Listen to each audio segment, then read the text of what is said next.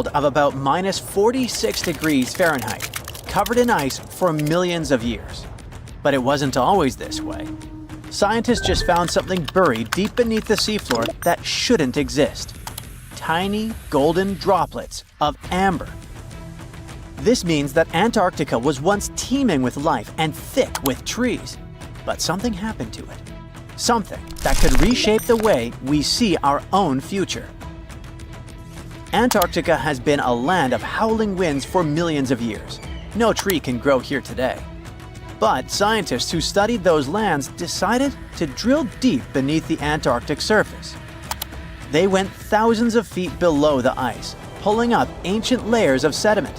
And there, trapped in time, they found tiny pieces of golden amber. Amber is basically fossilized tree resin. It's found all over the world, often with perfectly preserved pieces of ancient life. Insects trapped mid-flight, pollen frozen in time. Entire tiny ecosystems can be locked inside golden droplets. In every continent, but not in Antarctica. Until now. They discovered tiny specks from 0.5 to 1 millimeter in size, smaller than a grain of sand, but with huge significance. This droplet had once oozed from the bark of a tree about 90 million years ago. What's even wilder, amber is only produced by certain types of trees, the ones that grow in humid, temperate rainforests and jungles. That's when the realization hit. Antarctica used to be a rainforest. Those tiny flecks of amber, clearly seen only under a microscope, tell us a vivid story of a living and breathing ecosystem. Around 90 million years ago, during the Cretaceous period, when dinosaurs ruled the Earth, Antarctica could have been covered in lush, swampy forests filled with towering conifers, ferns, and ancient plants. Some of the fragments showed signs of damage. That means the trees that produced them had been injured, perhaps by wildfires or parasites. Though despite that, and despite the fact it spent millions of years on the seafloor, this amber was almost perfectly preserved. Solid, transparent, and free of cracks. Normally, amber buried under extreme pressure and heat just crashes over time. But this piece, it survived. That means other pieces could survive as well, and we might find more of them on the ocean floor. But this wasn't the first sign that Antarctica had once been a different place entirely. It started in 2017.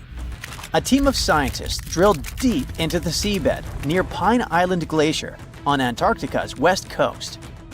They pulled up sediment cores, long cylindrical samples of Earth that had been buried for millions of years. And it was insane. Inside these layers they found fossilized roots, pollen, spores, traces of an ancient forest that had once thrived here. And that's exactly what they'd been studying ever since then. In order not to damage anything, they had to spend years of hard work, breaking down the sediment into thousands of tiny pieces and scanning them all under fluorescent microscopes. The same team also found another piece of the puzzle back in 2020. They found more sedimentary samples from the ocean floor that pointed to a land of dense trees, rivers, and wetlands. A world that looked more like the Pacific Northwest or New Zealand. But why was Antarctica so warm back then? Well, that's all because of the atmosphere.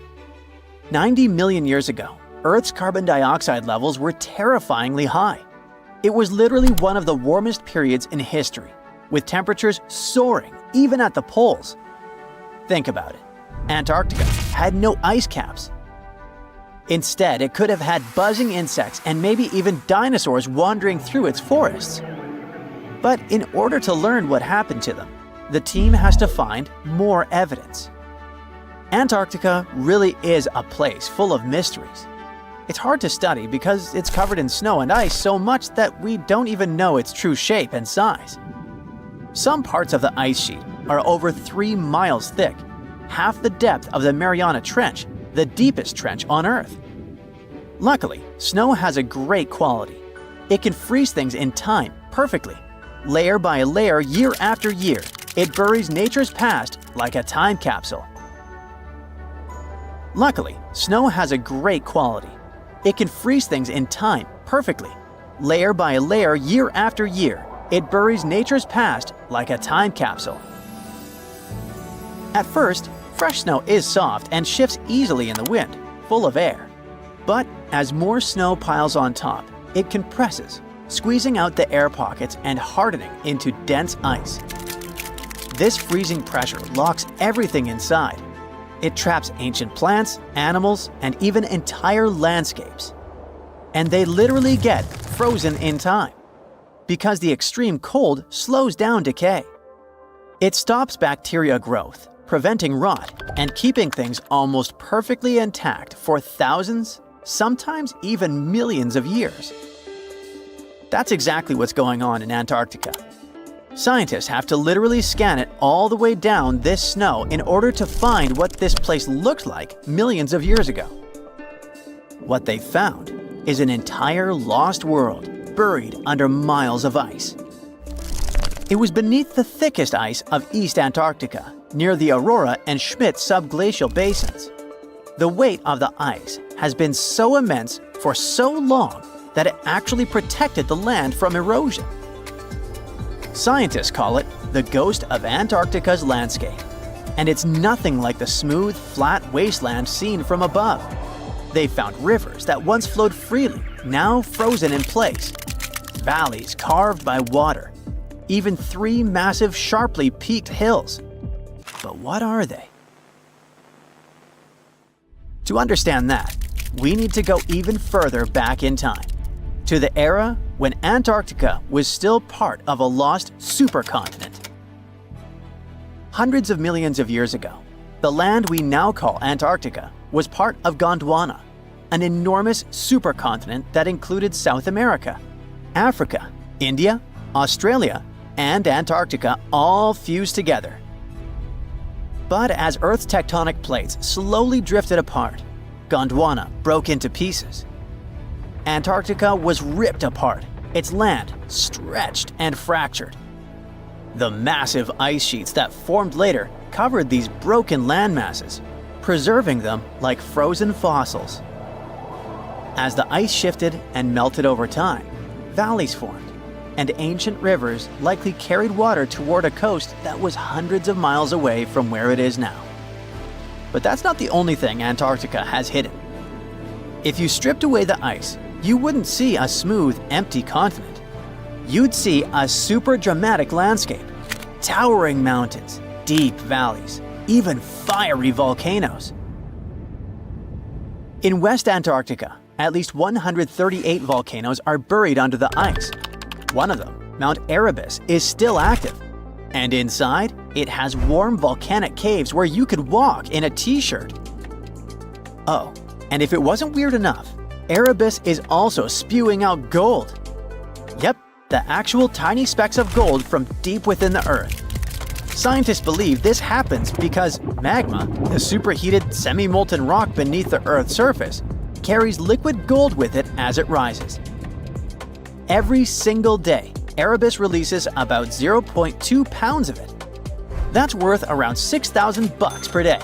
In a year, that adds up to 64 pounds, or more than $2 million, floating into the sky. Unfortunately, before we grab shovels, we gotta remember that those are just microscopic particles. They're often smaller than 60 micrometers, thinner than a human hair. Not even mentioning that they're scattered around up to 620 miles away from the volcano itself. Finding them is nearly impossible. But that just shows that even in such a harsh place that looks just like a white desert, there are still many fascinating mysteries to discover. For example, somehow, life still clings there.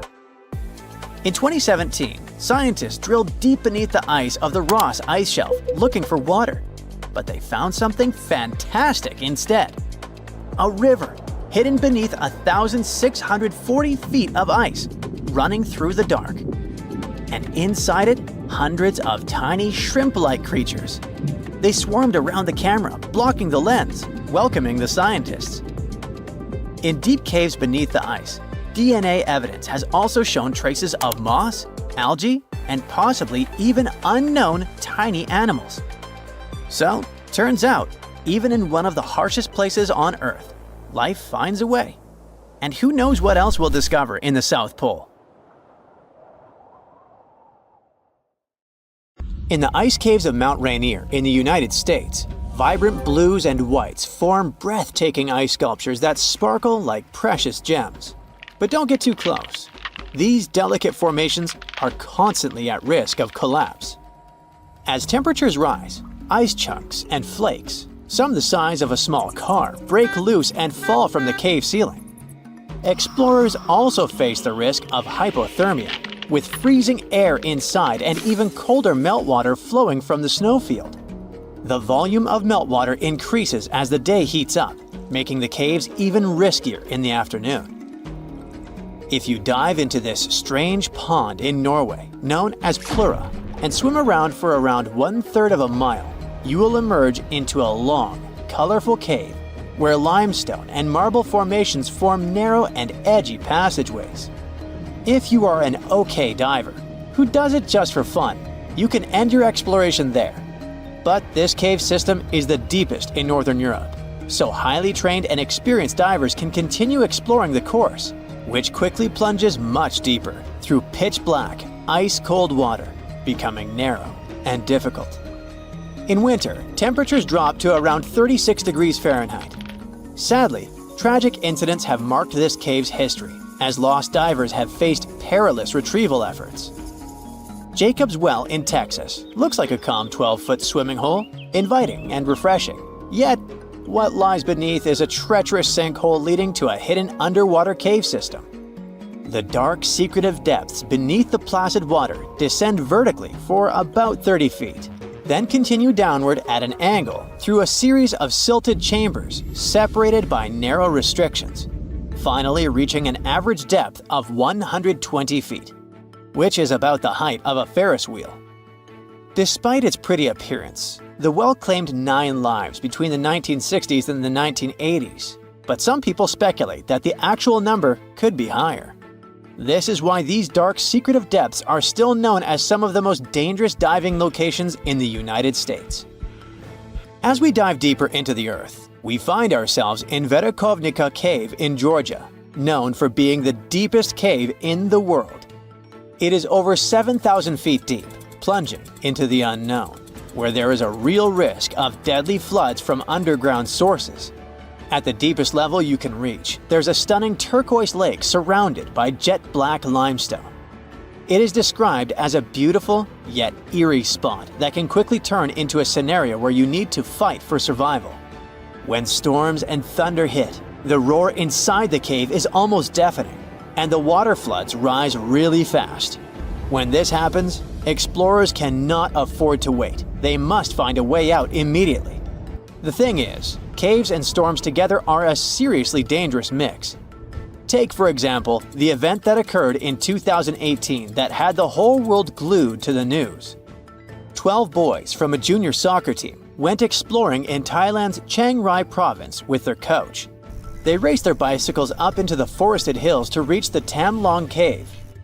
In high spirits, they clambered into the cave with just their torches, planning to stay for only about an hour. But they didn't emerge until 2 weeks later. That's because right after they entered there, heavy rainfall began, partially flooding the cave system, blocking their way out, and trapping them deep inside. This is how the world learned about the real dangers of the Tam Long Cave. The Kidam Caves, located in Mount Elgon National Park in Kenya, is considered one of the most dangerous caves in the world. The cavern walls are covered in scuffs and marks that appear to have been made by miners searching for gems or gold. But later, it was discovered that those strange marks were actually made by elephants that go inside and mine the rock, seeking its sodium-rich salts. Although it is interesting, that's not the reason the cave is so frightening. It turns out these caves have a long history of being a breeding ground for some of the most fatal viruses in human history. Just to be safe, it's best to stay far away from there. In Mexico, the Nika mine offers a jaw-dropping spectacle of gigantic crystals towering over visitors. This otherworldly landscape is more than just a visual marvel, it's also bathed in extreme heat, with temperatures rising as high as 136 degrees Fahrenheit. Additionally, the air in the cave has 90 to 99% humidity, making the environment feel even more unbearably hot. But before you start making travel plans to visit this amazing natural site, keep in mind that this cave is completely off limits to tourists. Only scientists with special permission can enter, and they must wear protective gear. Our next stop is in New Zealand, where you can find the Cathedral Cave, which is actually two connected limestone sea caves located on Waipati Beach. With 600 feet of tunnels reaching impressive heights of 98 feet, these caves are among the most remarkable sea cave complexes in the world. And they were formed after waves hit the same spot over thousands of years. The caves earned their name thanks to their acoustics, which are so good that they remind of those in a cathedral. However, you cannot test your singing skills at just any time, as it's only safe to visit during low tide. To avoid danger, visitors are only allowed when weather, sea swell, and tides are favorable. If you're not a fan of bats, you should definitely stay far away from Bracken Cave, located in Texas. During the summer, this dark hole becomes home to the largest colony of bats in the world. I'm talking about around 20 million Mexican free-tailed bats roosting there from March to October.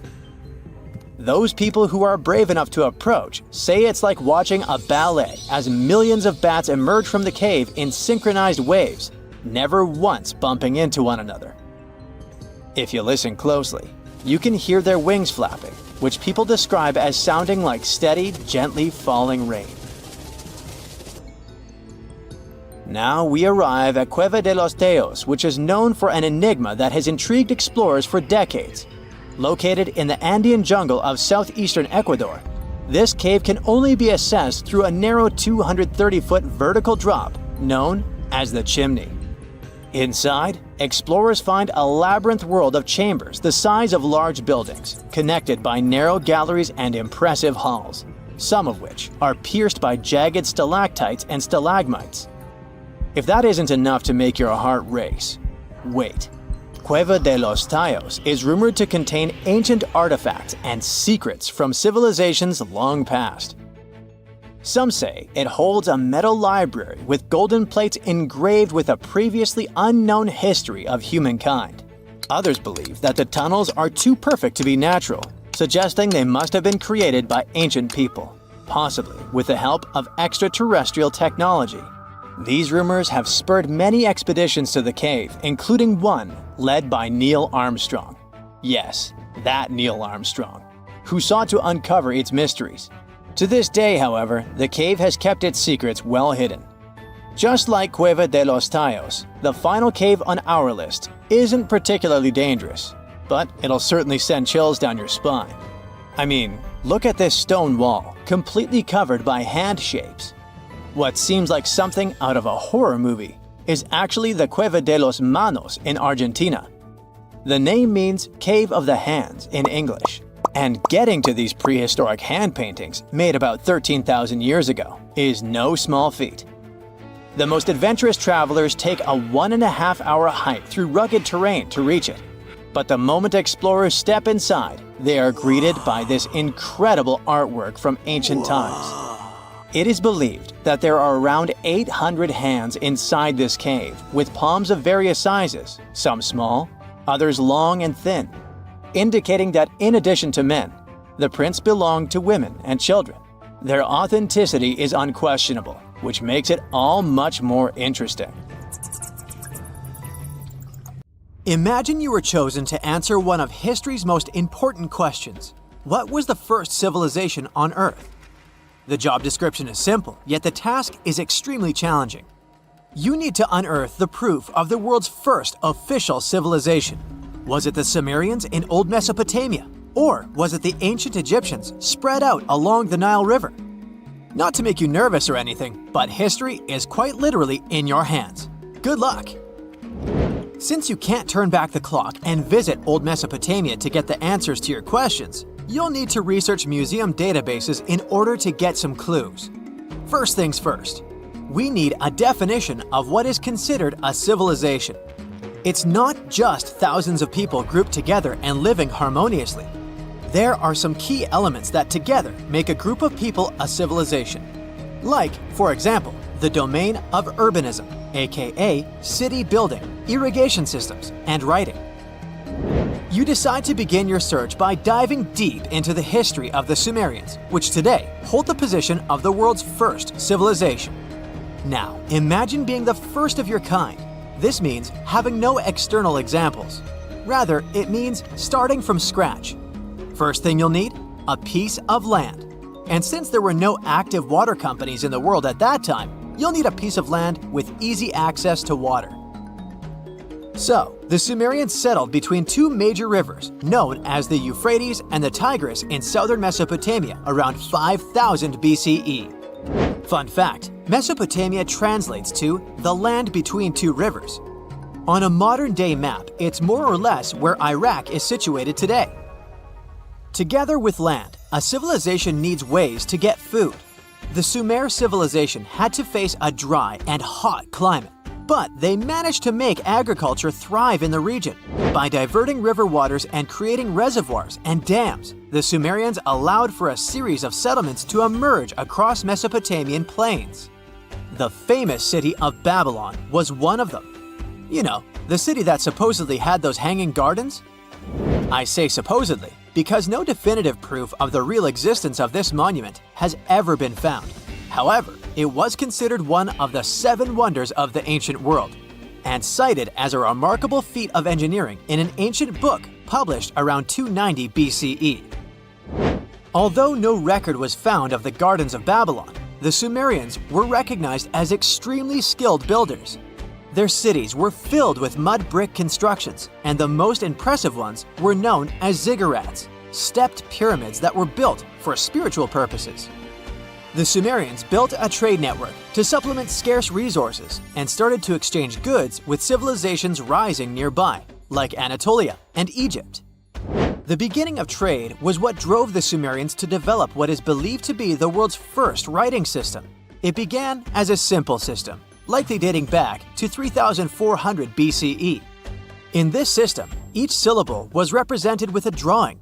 Later, it gradually evolved into a fully formed cursive writing system. Don't believe me? Take a look at this piece from the Babylonian times. This huge basalt plaque is called the Hammurabi Code. It's known to be humanity's first collection of written laws. As far as the story goes, it was carved in volcanic stone around year 1760 BCE. Look at the precision of these carvings. It's quite astonishing. But the content is also surprising, since these 282 rules vary from commercial regulations to strict laws of justice. The thing is, historians don't have a consensus on whether the Sumerians were really the first ones to invent writing. Some think it might have been old Egyptians. Let's pause here. Ancient Egyptian settlements are believed to have started around the year 5500 BCE, which is earlier than the Sumer civilization. But remember I said a civilization needed a few things before it was considered as such. Ancient Egypt consisted of several smaller city-states, such as Memphis, Abydos, and Thebes, spreading out along the Nile River.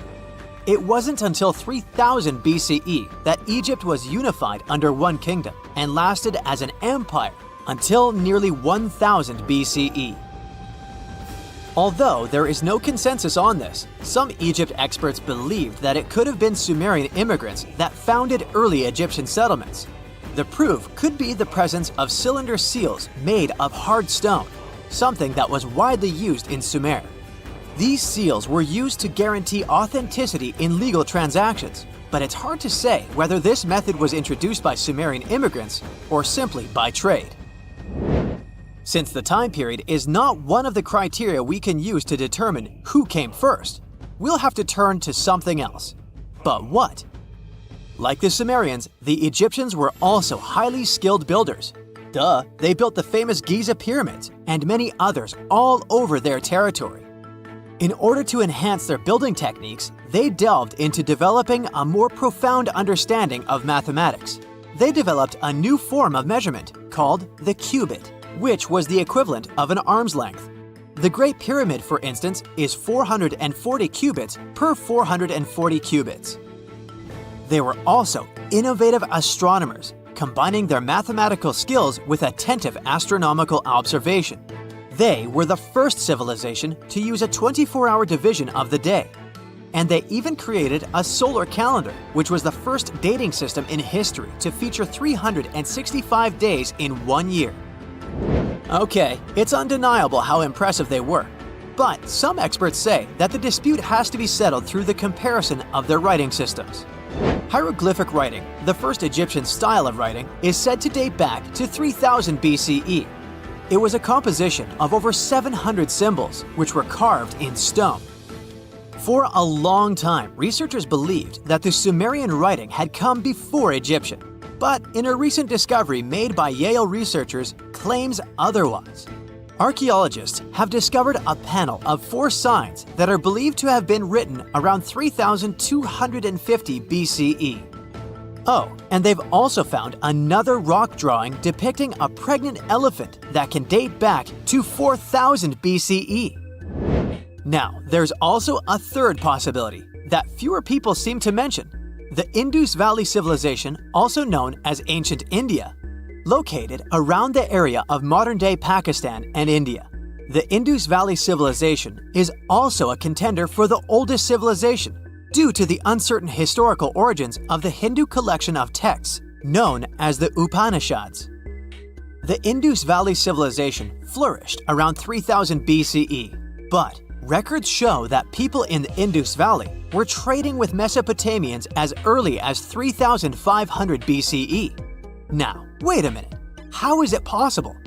No, they weren't time travelers. This isn't a sci-fi movie. There already were agricultural settlements in the area that were slowly growing into bigger cities, such as Harappa and Mohenjo-Daro. Ancient Indian cities were sophisticated, filled with baked brick homes built in a grid system. These ancient cities even had draining and sewage systems that connected most homes and used gravity to carry waste outside of the city. They were pretty advanced. They were also an extremely religious civilization, and Hindu beliefs were at the center of their practices. Despite that, their cities weren't filled with spiritual buildings. Actually, Mohenjo-Daro's most important building was a public bath. Interesting, huh? Now, why can't we know if they were the oldest civilization on Earth? Even if some historians suspect that the origins of the Indus Valley people can be traced back to 5000 BCE, there is no concrete evidence of this, only speculation. The best proof we have is the Upanishads. The Upanishads are texts filled with philosophy, mantras, and ceremonies. The thing is, part of Hindu practices included memorizing and passing down the wisdom of the Upanishads in oral form. So it took a while before it appeared as a written script. Well, I'd say historians aren't really sure what was the world's first civilization. We can only guess at this point, but who knows what new discoveries might reveal. In the northeast of Thailand, a family of enormous stone whales swim through a forest. These aren't real whales, of course. They're actually a part of a 75-million-year-old rock formation. A long time ago, this part of Thailand was just a desert. The movements of the Earth's crust push sandstone up to create these fascinating mountains. Reachable by anyone willing to spend a day hiking up the network of trails, this landmark is becoming increasingly popular with tourists. Once you reach the back of one of the whales and look down on the endless sea of green below, you'll know why. On these hikes, you'll find waterfalls, a wide variety of exotic plants and animals, and from the very top, you can even look straight across to the neighboring country of Laos. Their shapes look just like whales swimming together.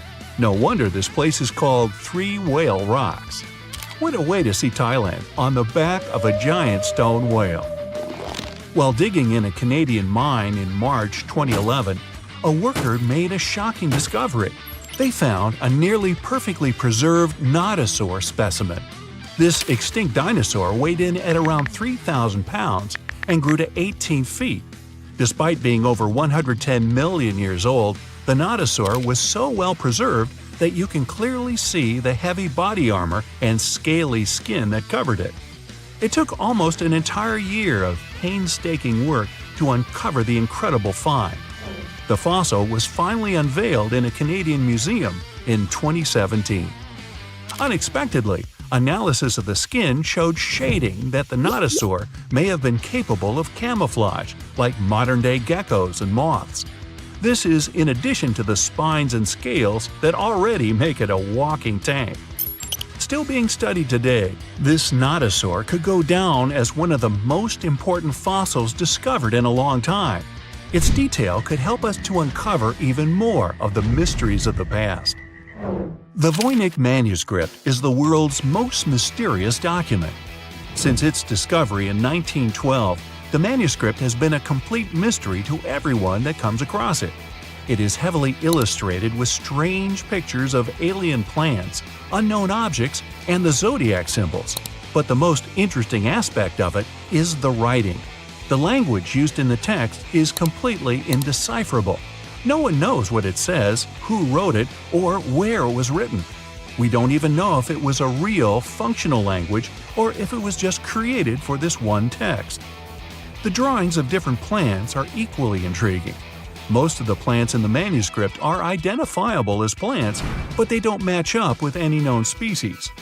A professor of applied linguistics in England claimed to have deciphered some of the characters in the book, but we haven't managed to uncover any more information about this mysterious text. If you're ever going to head down under, don't forget to pay a visit to the Mystery Craters in Queensland. Halfway between Bundaberg and Gingin is one of Australia's most baffling finds, and that's saying quite a lot for Oz. In 1971, the site belonged to a farmer growing zucchini and potatoes. As the farmer tried to expand his farm, he kept hitting large rocks in the fields while plowing. When he took a closer look at the rocks in his way, he found marine fossils and some strange craters. The farmer passed his finds on to geology professors, who set out to research the formations. When the geologists began digging around the area, they uncovered a huge layer of sandstone and ochre stain that was completely covered with craters. There were 35 craters in total, and the layer of rock is estimated to be around 25 million years old. The scientists studying this mystery believe that hot springs, former ocean activity, and meteors are the prime suspects behind the craters. And I'd like to know about the characters who named those towns Bundaberg and Gingin. What fun names! Now, the Antikythera mechanism is an ancient computer of sorts that's still baffling scientists with its extraordinary design. Around 2,000 years ago, a Greek ship sank off the coast of the island of Antikythera. The wreckage was discovered in 1900, and divers salvaged some of its ancient artifacts. When archaeologists started sorting out the discoveries from the wreckage, they came across an object that didn't seem to fit with anything else. The wreckage was ancient, but they found an incredible device that seemed far too technologically advanced. The machine functioned as a calculator, allowing its user to follow time, the movement of stars, eclipses, moon phases, and even countdowns to events like the Olympics with amazing precision. This level of technology is almost impossible to explain coming from an ancient Greek wreckage. No mechanism would come close to the machine until the 14th century, when geared clocks began to be built in Europe. How was the device created so long ago, 1,400 years before its time? Could the sinking of the Antikythera and the loss of the calculator have held the development of technology back by hundreds of years? Meanwhile, the Caucasus Mountains near the Black Sea are one of the few areas of Europe that haven't experienced much human impact, even though most white-skinned people in the world are referred to as Caucasians. Despite this, archaeologists have found many ancient megalithic structures in the area. The house-like structures, known as dolmens, contain jewelry, bronze tools, and assorted pottery. Archaeologists don't know who built them, why they built them, or what their true purpose is. The stones were either two stones held together by a large stone as a roof, or smaller stones stacked as walls with a hole only on one side. There have even been stone plugs found that to seal whatever is inside. What's even stranger about these stone formations is that they aren't just found in the Caucasus. They're found all over the planet, in Australia, South Korea, Colombia, Africa, and even France. Their purpose is unknown, so all scientists can do is speculate. The discovery of the tomb of the first emperor of China in 1974 is well documented. Who could forget the finding of 8,000 terracotta warriors protecting the entrance? Most of the statues are warriors, each with their own unique facial expressions. There are even full-size terracotta horses and chariots too, just for extra protection. What isn't well known is that some areas of the tomb haven't ever been entered yet. Archaeologists are very reluctant to open the site because the whole area is unstable. There might be something amazing inside, but no one wants to risk losing an amazing piece of history. Eventually, researchers will send tiny robots into the unopened tombs to give a better idea of what's inside. Until then, archaeologists have to wait a little bit longer for the secrets. In southern Costa Rica, people have discovered a collection of mysterious stone spheres.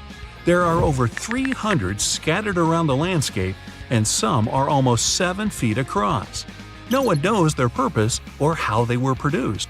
One thing we do know is the material they were made from: gabbro, a volcanic rock. Carving the stones into their perfect spherical shapes would have taken a lot of time and effort. Researchers think they might have been made by a now extinct group using barely any tools. The best theory is that they used small stones to chisel away at the edges of boulders before using sand to smooth the sides. Some think that they may have an astronomical purpose, or even used as markers to point the way towards something, but no one knows anymore. Their significance is lost with the civilization that created them. Off the southern tip of Japan, and 75 miles from Taiwan, lies the Yonaguni Formation. A local diver first noticed these formations in 1986 while searching for new dive sites to take tourists. Seeing the large steps that resembled a pyramid, he thought he discovered an underwater city. Some archaeologists believe that the structures could have been signs of a fabled Pacific civilization, like Atlantis, that vanished beneath the waves thousands of years ago. There are also reports of marks in the stone, suggesting quarry work. Some people even claim that there were faded images of humans and animals carved into the stone. None of this is backed with much evidence, though. Most experts believe that the formation is natural, and the symmetry of the rocks has been overstated. They are not as straight as reported, and it appears to be solid natural rock, rather than carved blocks. In other words, the resemblance to a sunken civilization is just a coincidence. In Turkey, archaeologists believe they might have found the oldest known architecture in the world, over 10,000 years old, according to experts. Found in an area that used to be home to ancient farming communities, these monoliths, which stood up to 18 feet high, were likely used for social events and rituals. Not much is known about them, though. These large stone structures seem to be human-shaped, with images of animals carved into them. Nearby, researchers have found signs of domestic housing, suggesting that these amazing monuments might have signaled the start of the move towards modern civilization. The Kimbaya artifacts are some of the most interesting artifacts ever found. The most curious thing about them is how closely they seem to resemble modern airplanes.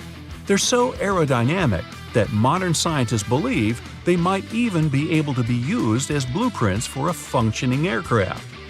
In 1994, 2 aeronautical engineers created larger-scale models of these artifacts. They proved that the designs fly, with a little help from modern engines. What's really astonishing is that these objects are possibly thousands of years older than the first airplane by the Wright brothers. Just another one of our world's fascinating mysteries. The most exciting accidental discovery I've made in my life was a $10 bill in my old winter jacket. Some folks are luckier though, as they find underground cities from centuries ago or make inventions that turn them into millionaires. Velcro was invented after a routine walk in the woods. Kellogg's cornflakes were inspired by a chipped tooth, and Play-Doh saved a business empire from falling by chance. Back in 1998, electrical engineer John Williams found something that looked like an electrical plug sticking out of the ground. He started digging and noticed that it was stuck in a small rock. He found it in a rural location in North America, far from civilization, industrial complexes, airports, factories, and electronic plants. This piece of electronics embedded into a solid granite stone got the nickname Enigmalith and a price tag of $500,000. Some scientists are sure it's a big hoax and not a souvenir left by some visitors from space, as Williams claims. But the finder of the rock wanted to prove that it was a real piece of ancient technology, some sort of an electrical connector. If it's not a hoax, then this little find could be proof that humans, or some other civilization from the past, were way more advanced than we ever thought. They must have managed to invent a way to transmit electricity long before humans in the 19th century. He offered scientists to take a look at this find and establish what it really is without breaking the rock open, but there were no takers. Williams consulted an engineer and a geologist, and both confirmed there were no traces of glue on the electronic component. It hasn't been welded either, so it must be as old as the rock, which is around 100,000 years old, according to geological analysis.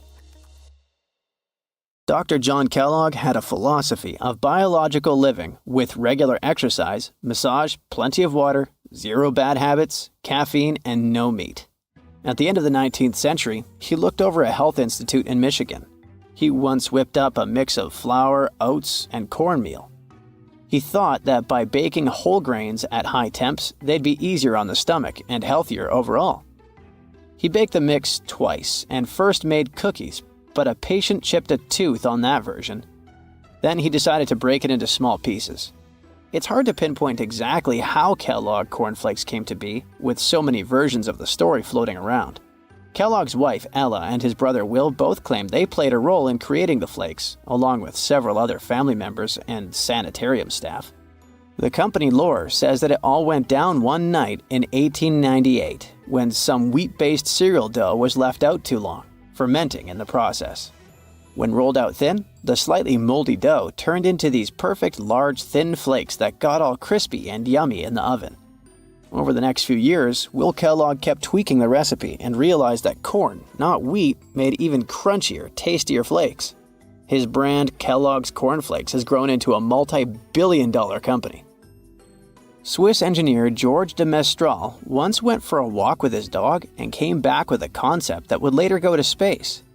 Once they got back from the woods, de Mestral noticed that his pants and his dog's fur were covered in the tiny barbs of the cocklebur plant.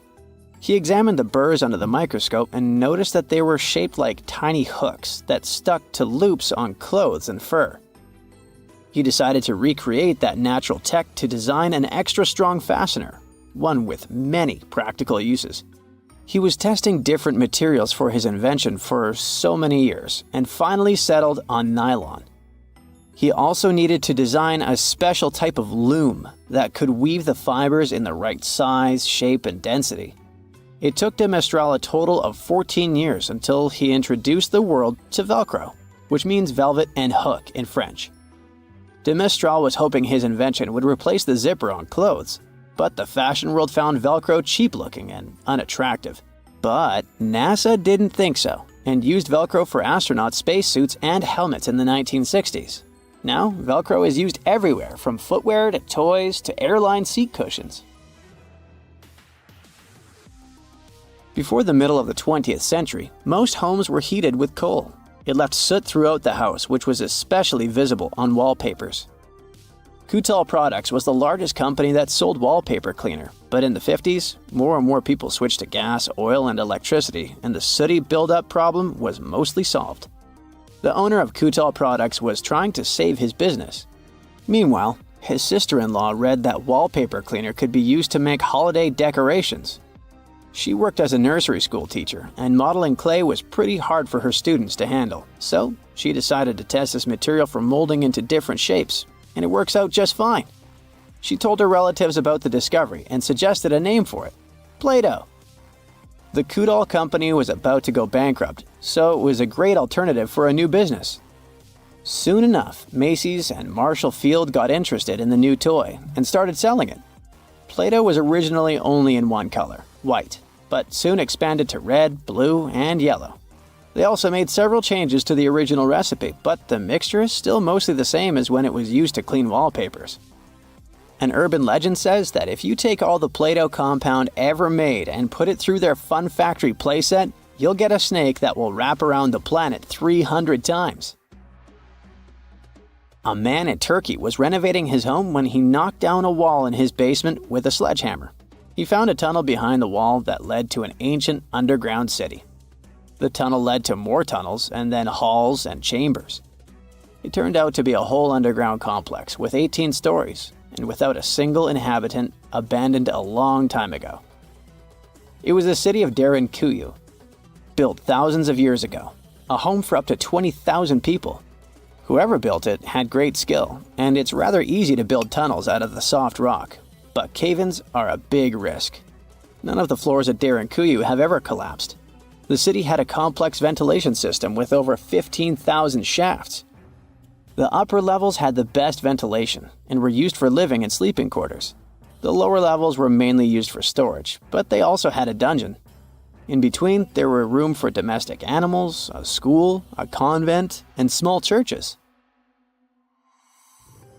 John Martin, a forestry professor, was out exploring a forest in Wisconsin one night. He was shining a UV flashlight up into the canopy to spot lichens, fungi, plants, and frogs that glow under the UV light. Then suddenly, he heard a flying squirrel chirping at a bird feeder, pointed the flashlight at it, and saw it light up pink. The professor told his colleagues about it, and they decided to investigate further. They checked out some flying squirrel skins at museums to see if this pink glow is a common thing among them. It turns out that almost all of the flying squirrel specimens they looked at had the same pink fluorescence. Non-flying squirrels didn't glow at all. Other animals with fluorescence, like puffins and chameleons, glow blue under UV light. The only other mammals with fluorescent fur are around 20 species of opossum. They live in different ecosystems and have different diets. The only thing they have in common with flying squirrels is that they're all active at night. And regular squirrels prefer sunlight. There's enough ultraviolet light in low-light conditions, and nocturnal animals need UV vision.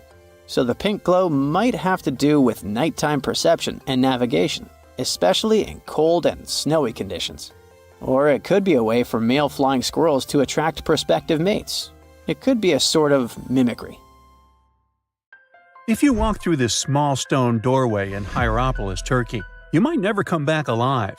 Back in ancient times, people thought it was some sort of portal to the underworld. Romans would go in carrying perfectly healthy bulls, but after a few minutes, they would watch these animals collapse as if hit by some mysterious force. But what's even weirder is that nothing happened to people. They could walk in and out just fine. Now, recent studies might have an answer for these eerie happenings, and it all has to do with people's heights. The gate, known as Plutonium, named after Pluto, the deity of the underworld, is a stone doorway leading to a small 32-square-foot cave. But the real danger is what is going on beneath it. Hierapolis is a super active geological area, and there's a big crack under the city that constantly emits volcanic carbon dioxide, which comes up as a visible mist. During the day, the sun dissipates the gas. At night, the gas forms some kind of a carbon dioxide lake on the sheltered arena floor. At dawn, you need to get out of there before it's too late. This whole place can turn particularly life-threatening right before the sun rises, when the carbon dioxide concentration, about 15 inches above the arena floor, reaches 35%. That means birds, bulls, and even humans can suffocate and pass away in just a couple of minutes. But there is a scientific reason that explains how Romans could get out of there unharmed. The carbon dioxide concentration drops quickly with height. So animals perished while their handlers, being taller and standing up, could walk out and breathe safely. Most people can't stay inside the Bagarn fort after sunset. This 16th century fort, located about 146 miles from Delhi, is known as one of the most haunted places in India. During the day, the area is bustling with visitors who can walk through the main gate of this once grand fort city and check out the ruins of temples and palaces. But they will also see this big sign at the gate that dramatically warns everybody that all access is strictly forbidden after dark. That's probably because at night, according to locals, women can be heard screaming and crying in that place, along with the sounds of bangles breaking and strange music. Others have reported seeing shadowy figures and flashing lights among the ruins, or even smelling a strange perfume floating around. Yawata-no-Yabushirasu is one of Japan's most restricted forests, located in Ichikawa. The forest itself is a small area, covering just a little more than 40 square yards, and it is mostly a thick patch of mosu bamboo. Its location next to a parking lot and modern buildings makes it seem less intimidating, but don't be mistaken by its appearance. Since at least the 19th century, people have said that anyone who enters this forest is bound to disappear and never be seen again. So, as soon as you arrive, a sign near the forest tells you about its history and the curse believed to be linked to it. Some rumors suggest the creepy presence of an ancient samurai lord walking around. Other legends say that the forest hides a bottomless pit filled with poisonous gas. Whether these stories are true or not, today, the area is enclosed by stone walls, and entry is still strictly prohibited. In a valley called the Dark Entry Forest in Connecticut, you will find Dudleytown, but you definitely shouldn't go inside. Not only has the land been private property since the 1920s, but it is also known as one of the spookiest places on Earth. This place was first settled in the early 1740s, and many of the original settlers were from the Dudley family. That's why it's called Dudleytown. There's a local rumor that the town's founders were descended from Edmund Dudley, an English nobleman who lost his life for treason. The legend says this curse followed the Dudley family all the way across the Atlantic to America, and their misfortune is said to be responsible for crop failures, mental problems, and several tragic incidents in the village. Again, it is all just rumors, since historians haven't found any real evidence to support these claims.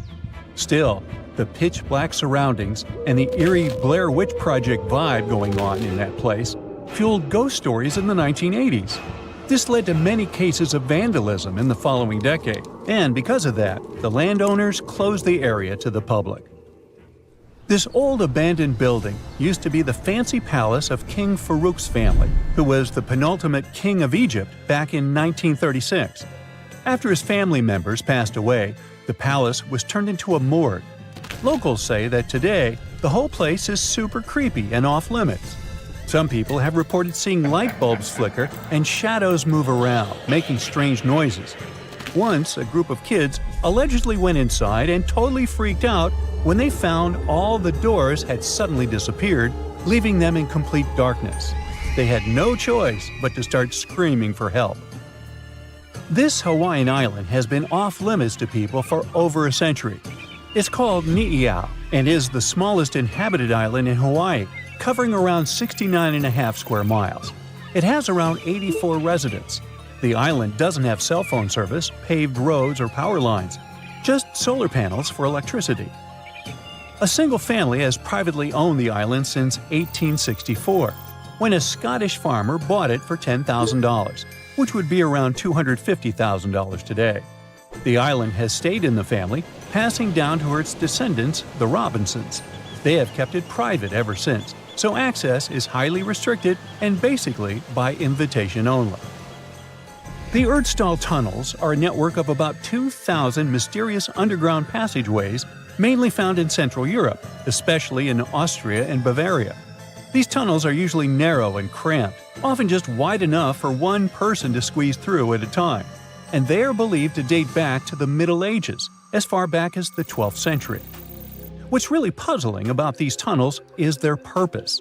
Despite a lot of research, nobody really knows why they were built. There is a theory that they were used for storage, but since many of them are below the waterline and occasionally get filled with water, that doesn't seem very practical. These tunnels have very light, almost claustrophobic sections and sudden drops, which doesn't seem practical for other straightforward uses like escape routes, hiding places, or even spiritual purposes. To make things even more mysterious, there is a complete lack of artifacts, which makes it even harder for researchers to figure out what these tunnels were really for.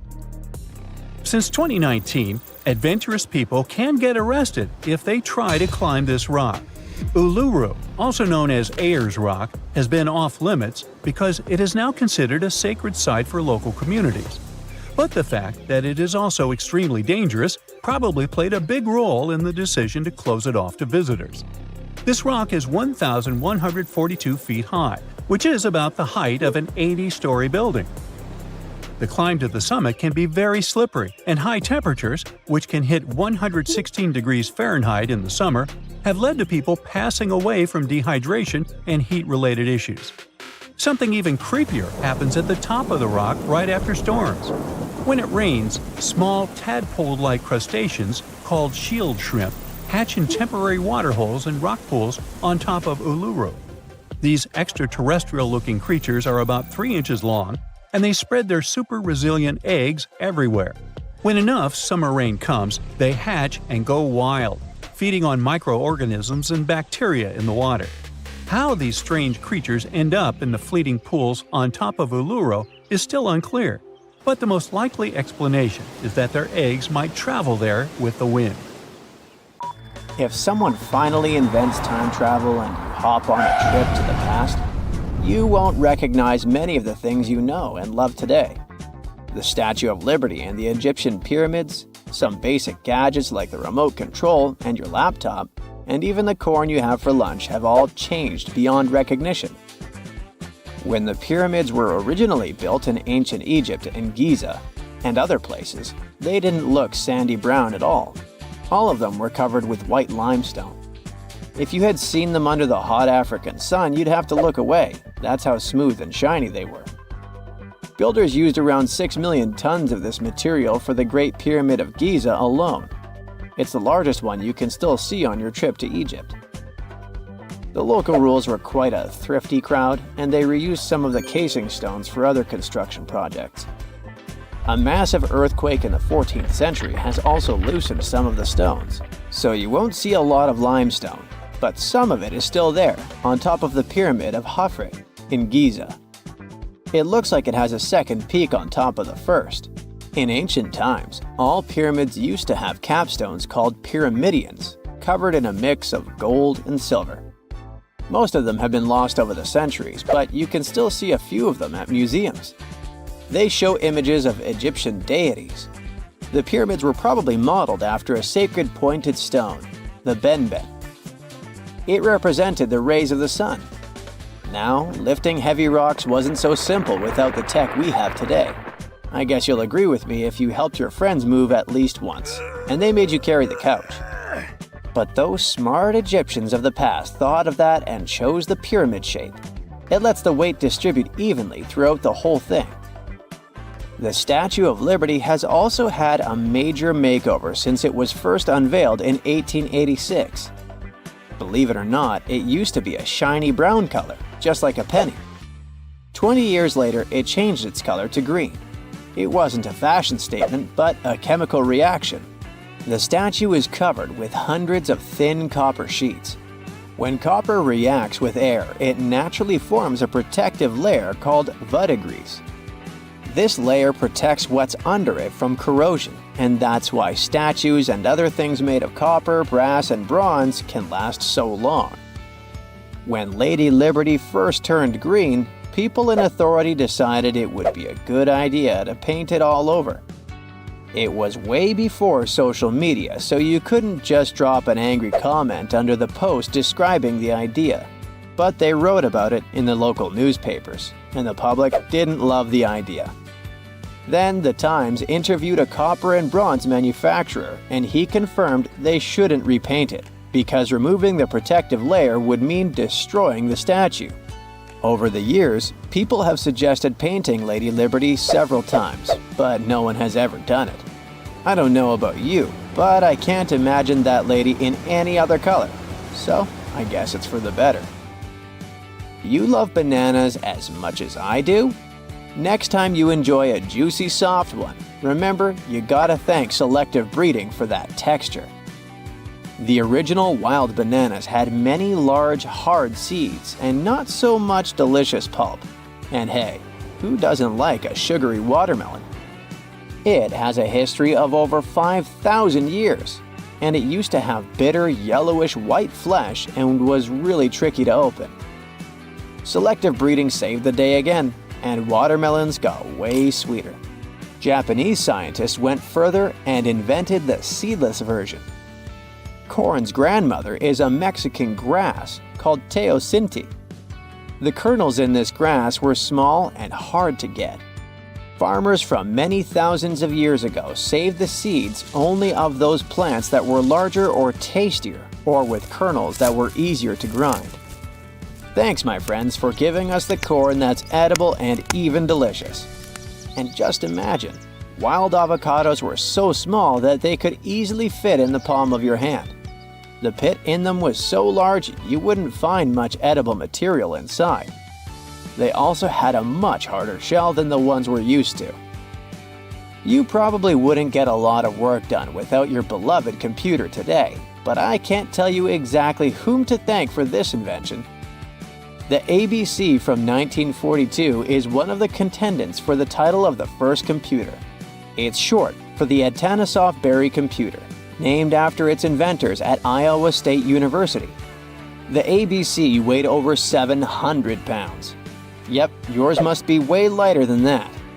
That big boy consisted of around 300 vacuum tubes and had a rotating drum, a little bigger than a paint can, and had small capacitors on it. A capacitor is a gadget that can store an electric charge, like a battery. The ABC could solve problems with up to 29 different variables to help scientists save some time. Like modern computers, it used binary digits, ones and zeros, to represent all numbers and data. Because of that, it was possible to do the calculations electronically. And now, my favorite part, the ABC finished one operation about every 15 seconds. Just for you to compare, it's millions of operations per second now. Unlike the tech we use today, the ABC did not have a changeable stored program, so the program could only do a single task at a time. An operator had to write down the intermediate answer and then dial that back into the computer. Sounds like another reason to be happy we live in the 21st century. That remote control you use for all sorts of appliances has gone a long way too. Nikola Tesla, who gave us alternating current, designed one of the first wireless remote controls back in 1898. He named his invention teleautomation and demonstrated it on a miniature boat controlled by radio waves. The boat had a little metal antenna attached to it. Tesla sent signals to the boat using a box with a lever and a telegraph key, which was his version of a remote control.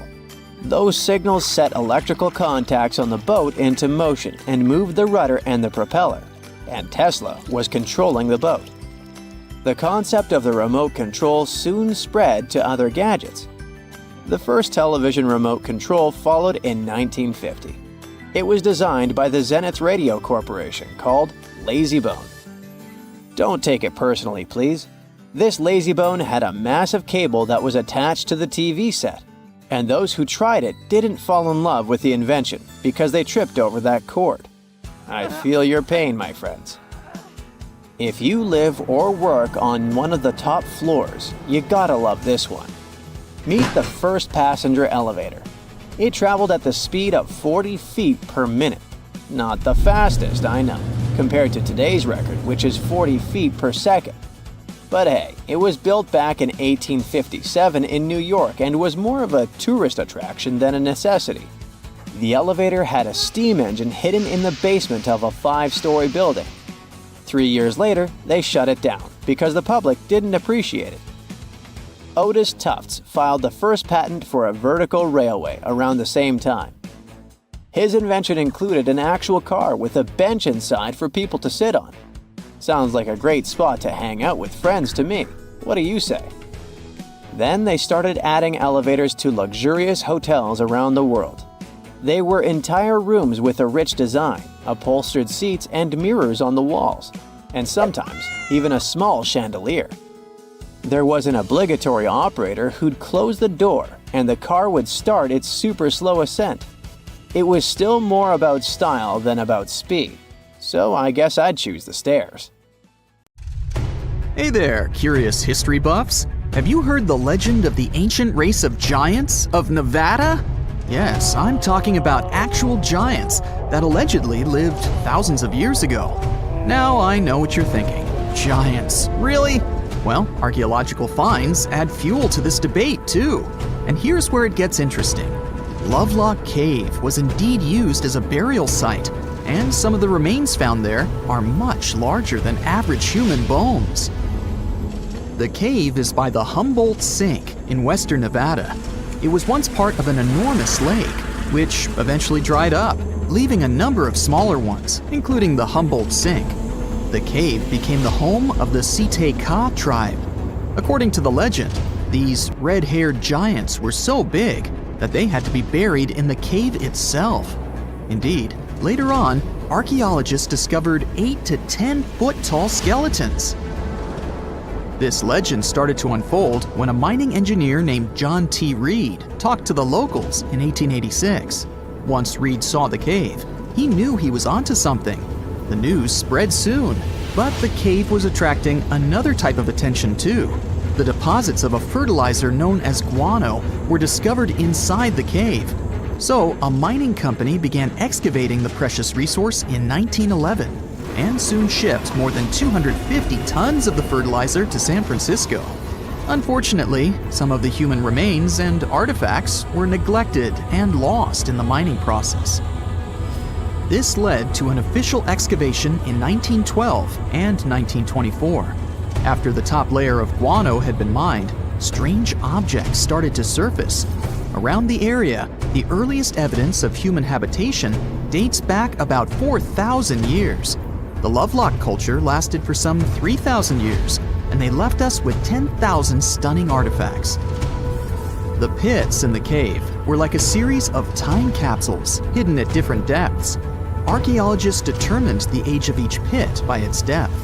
It turns out that many different groups used the cave for storage over a really long time, and the things they stored there give us a really cool glimpse into their cultures. It's like a giant ancient storage unit full of hidden treasures.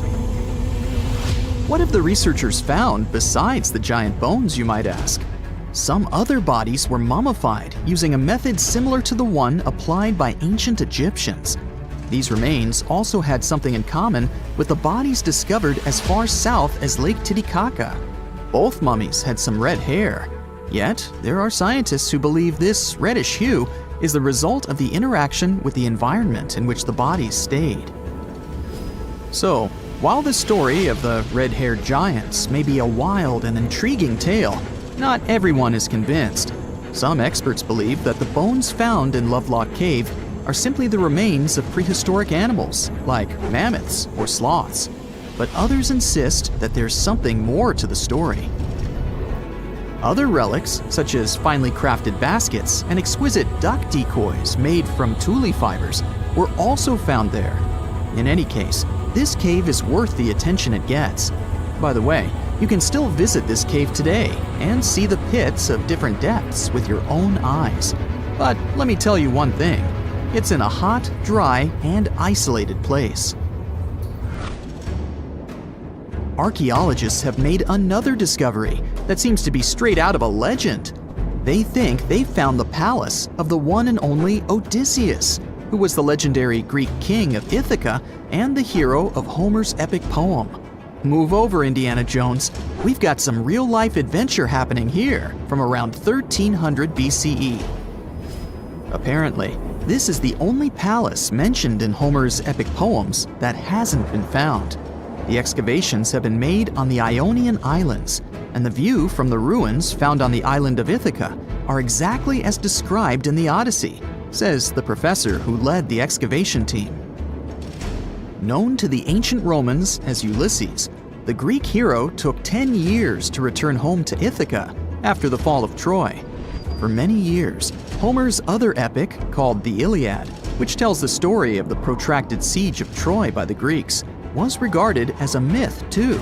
But then, in the 1870s, Troy was rediscovered in modern-day Turkey's Çanakkale city. So, if they found Troy, who's to say they couldn't find Odysseus' home? The researchers were following Homer's words as a roadmap. The excavation site has a building complex with 2 levels. It has important finds, such as storerooms and workshops, a complicated drainage system, and fragments of pottery. It also has a well from the 8th century BCE, which is around the time when Odysseus is believed to have been the king. Yet, not everyone is convinced that the team has actually discovered the home of Odysseus. A British researcher named Robert Biddlestone insists that Homer's description of ancient Ithaca isn't very similar to the island that now has its name, and that Odysseus' kingdom was actually on the Isle of Cephalonia. However, Italian archaeologist Adriano La Regina might have a more realistic approach to this debate. He says that whether this find has a connection to Ulysses or not, what's more important is the discovery of this royal palace. Once upon a time, in a land far away, the Klamath Indians spread a legend about the creation of Crater Lake. Okay, maybe this land is not that far away, and it still exists. You can find it in south central Oregon, in the western United States. Anyway, the legend has it that this lake was formed in a vicious battle between 2 volcanoes, Mount Mazama and Mount Shasta. Then the spirits of earth and the sky, which are Lau, who ruled the below world, and Skell, the chief of the above world, joined the fight. It turned into a geological drama. During the battle, darkness veiled the land. The fight was over when Mount Mazama collapsed and sent Lau back into the underworld. Then the rain filled the pit and created a lake in the place where the mountain had once stood. Flash forward to our time. Scientists have discovered that Mount Mazama did erupt 7,700 years ago. Artifacts found in the area prove that the legend indeed contains some details about the explosion. The tale says that red-hot rocks were flying through the sky. This happened during the volcanic eruption that caused the mountain to collapse. This created the volcanic caldera, which later on got filled with water. What makes this legend came true story unusual is how long it has existed. According to researchers, these types of verbal stories lose their credibility within 600 to 700 years. That's why the legend about the creation of Crater Lake is so unique. So many generations, for hundreds of years, have been accurately passing down the information. This volcanic crater lake is now in a national park. It's famous for its deep blue color. The water in it is extremely clear. If you visit it today, the water you'll see won't be the same as for someone who will visit the place 250 years later. Because there are no rivers flowing into or out of the lake, the existing water evaporates and the lake gets filled again by rain and snowfall. Basically, every 250 years, the water is replaced. Plus, this lake is almost 2,000 feet deep, which makes it the deepest lake in the United States. Swimming is okay in the lake, but there's only one legal and safe trail to get to the shore. There are other activities, such as fishing and boat tours. Shared human experiences, such as birth, marriage, and aging, may explain why certain tales are shared globally. Similar struggles and obstacles faced by humans around the world generate similar themes in traditional stories about love, parenting, and mortality. So, do you have legends or tales you've heard of from your grandparents? Who knows? Maybe your ancestors too witnessed a cool historical event. For more than 3,000 years, the gold mask of Pharaoh Tutankhamun stayed hidden in the Valley of the Kings. This artifact, which stands about 21 inches tall, shows how skilled and artistic the ancient Egyptians were. But nobody expected that X-rays would reveal its biggest secret. King Tut was the last ruler of his family during the 18th dynasty. He took the throne at just 9 years old, but ruled for only 10 years before he passed away unexpectedly. If we're being honest, back in ancient Egypt, he was mostly forgotten by the rulers who came after him. His tomb wasn't a big deal for them, so much so that even the grave robbers forgot about him. It might sound a bit sad, but the truth is that it was actually great news for us. Since his tomb was practically forgotten, it ended up being perfectly preserved. While the other tombs in the Valley of the Kings were looted, his remained sealed and untouched. So when it was discovered back in 1922, it had over 5,000 precious objects inside. That made Tutankhamun basically an instant celebrity and one of the best-known pharaohs nowadays. Among the treasures was the most stunning piece, his golden mask. This mask is said to be an exact image of the king's face, or at least it was supposed to be, but we'll get to that later. The purpose of this accurate representation of his face was to make sure that his soul would recognize him in the afterlife and return to his mummified body. In ancient Egyptian beliefs, this would allow him to continue living in the afterlife. The details of the mask clearly looked incredibly difficult to create, but people didn't realize how complex it truly was until many years later. The first X-rays of the mask were taken in 1967. Back then, the main reason for these scans was practical – conservation. The mask was heading to Paris for an exhibition, and it was the first time it had ever left Paris. This would help them keep track of any changes during the exhibit.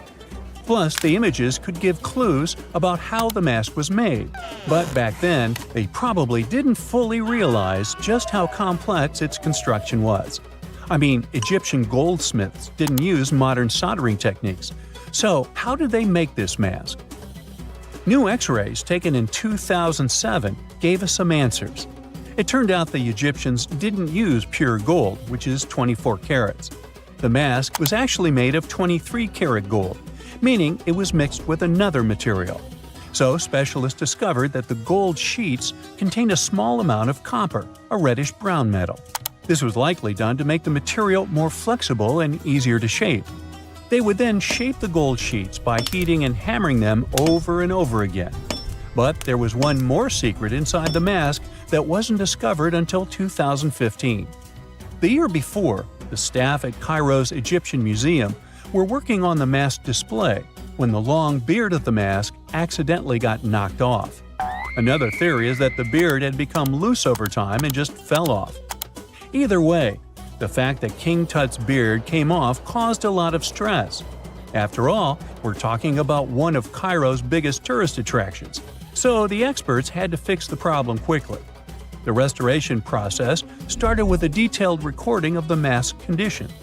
To do this, they had to take a full three-dimensional scan of the artifact, and, by accident, they found something very interesting in the mask. Inside the royal beard, there is a gold tube, an intriguing structure that the Egyptians likely used to attach the beard to the rest of the mask. And that proved, once again, that the process of making this mask was even more complex than experts thought. But the mysteries don't stop there. Remember how we mentioned that the mask was thought to perfectly represent King Tutankhamun's face? Well, that might not be entirely true. Some popular theories suggest the mask was never meant for him and was actually made for someone else. A study published in 2015 suggested the mask was originally made for a female pharaoh, his supposed stepmother, the famous and beautiful Egyptian queen Nefertiti. The biggest clue comes from an inscription on the mask.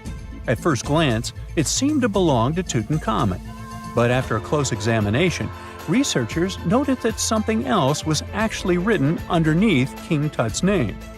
The royal name stamp seems to have been altered, and originally it had something written on it that translates to Queen Nefertiti. There is another feature of King Tut's golden mask that was overlooked for years, which adds even more mystery. As we mentioned earlier, experts believe he wasn't respected much by the pharaohs who came after him. And one of the clues that made archaeologists think this is the pierced ears on the mask. Some researchers believe that King Tutankhamun wouldn't have worn earrings after he was a kid. So, according to their theory, by the time he passed away at 18, he shouldn't have been represented with pierced ears. This could also support the idea that the mask originally belonged to Nefertiti, or maybe to someone who wasn't even connected to King Tut. But the mask isn't the only source of mystery. In fact, his whole tomb is full of puzzles. Recently, historians found a sign that the place where King Tut was supposed to be buried was changed at the last minute. For years, experts wonder why a pharaoh who ruled for 9 years ended up in such a simple tomb. When compared to the grandeur of other pharaohs' tombs, his tomb seemed, well, a bit plain. The idea that a king like Tutankhamun would have such an unremarkable resting place just doesn't match up with the power and importance he must have had in ancient Egypt. So, what happened? Well, apparently, this might have something to do with his successor, Pharaoh I. After King Tutankhamun passed away, researchers believe that I made sure to erase him from Egypt's history. So, one theory suggests that he was probably behind the quick decision to place King Tut's body in a smaller, less impressive tomb. When experts looked at I's own tomb, they found something interesting. There is a large wall covered in painted baboons. This is the same type of artwork found in Tutankhamun's tomb. It seems like the same person might have chosen the artwork for both tombs. Now, the design and decoration of the two tombs are almost identical, suggesting there was a shared hand behind both. But there is one key difference. I's tomb is fit for a king. It's much bigger and more impressive, even though the style and artwork are similar to what you see in Tutankhamun's tomb. So the theory suggests that I decided what went into both tombs. Since Tut passed away unexpectedly at a young age, his grand tomb wasn't finished in time. Normally, pharaohs start building their tombs while they're still alive to make sure everything is perfect. But Tut passed away when he was just 18, so there wasn't enough time. I may have taken advantage of the situation, ordering a smaller tomb for Tut and keeping a larger one for himself. Experts believe this theory explains why Tutankhamun's tomb is so simple and how I managed to wipe his memory from history so easily. But in the end, the story of King Tut's mask and tomb is full of mystery and intrigue. Each new discovery sheds more light on what really happened all those years ago. But one thing is for sure, the secrets of ancient Egypt still have much to reveal, and King Tutankhamun will continue to fascinate people for years to come. Now, have you ever seen cricket balls that are 3 billion years old? Klerksdorp spheres were found in deposits of the mineral pyrophyllite in South Africa and rock the science world. They do look like tiny ancient cricket balls with seams-like lines around the middle. Back in the 1980s, some folks claimed these spheres had been made by an advanced pre-flood civilization we know nothing about. One museum curator shared stories about how they rotated on their own in a display case.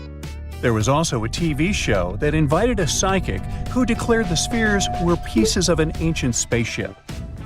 But according to geologists, these spheres are actually pretty common concretions or spherical objects formed by different minerals than the surrounding rock. The seam-like lines are just imprints from the host rock's layers building up over time. The Klerksdorp spheres come in different shapes, from noticeably flattened spheres to distinct discs. As for that episode when one of these spheres spun on its own, the curator of the Klerksdorp Museum cleared that up too. He said that when he put one sphere on its glass shelf when a journalist came to visit, the sphere naturally rotated a bit because it's round. The area where the museum is located often experiences earth tremors from gold mining activities nearby. The oldest known human-like footprints could be 6 million years old. They were found on the Greek island of Crete in 2002. If the number is correct, it would mean that early human ancestors may have migrated between Europe and Africa much earlier than we previously thought. This doesn't mean Africa is not the cradle of humankind, though. It could just prove that early human ancestors moved back and forth between continents. Some researchers believe the footprints were left by a bipedal creature possibly related to an early human ancestor nicknamed El Greco. According to scientists who studied them, the footprints have a very human-like shape, with 5 toes and a parallel big toe.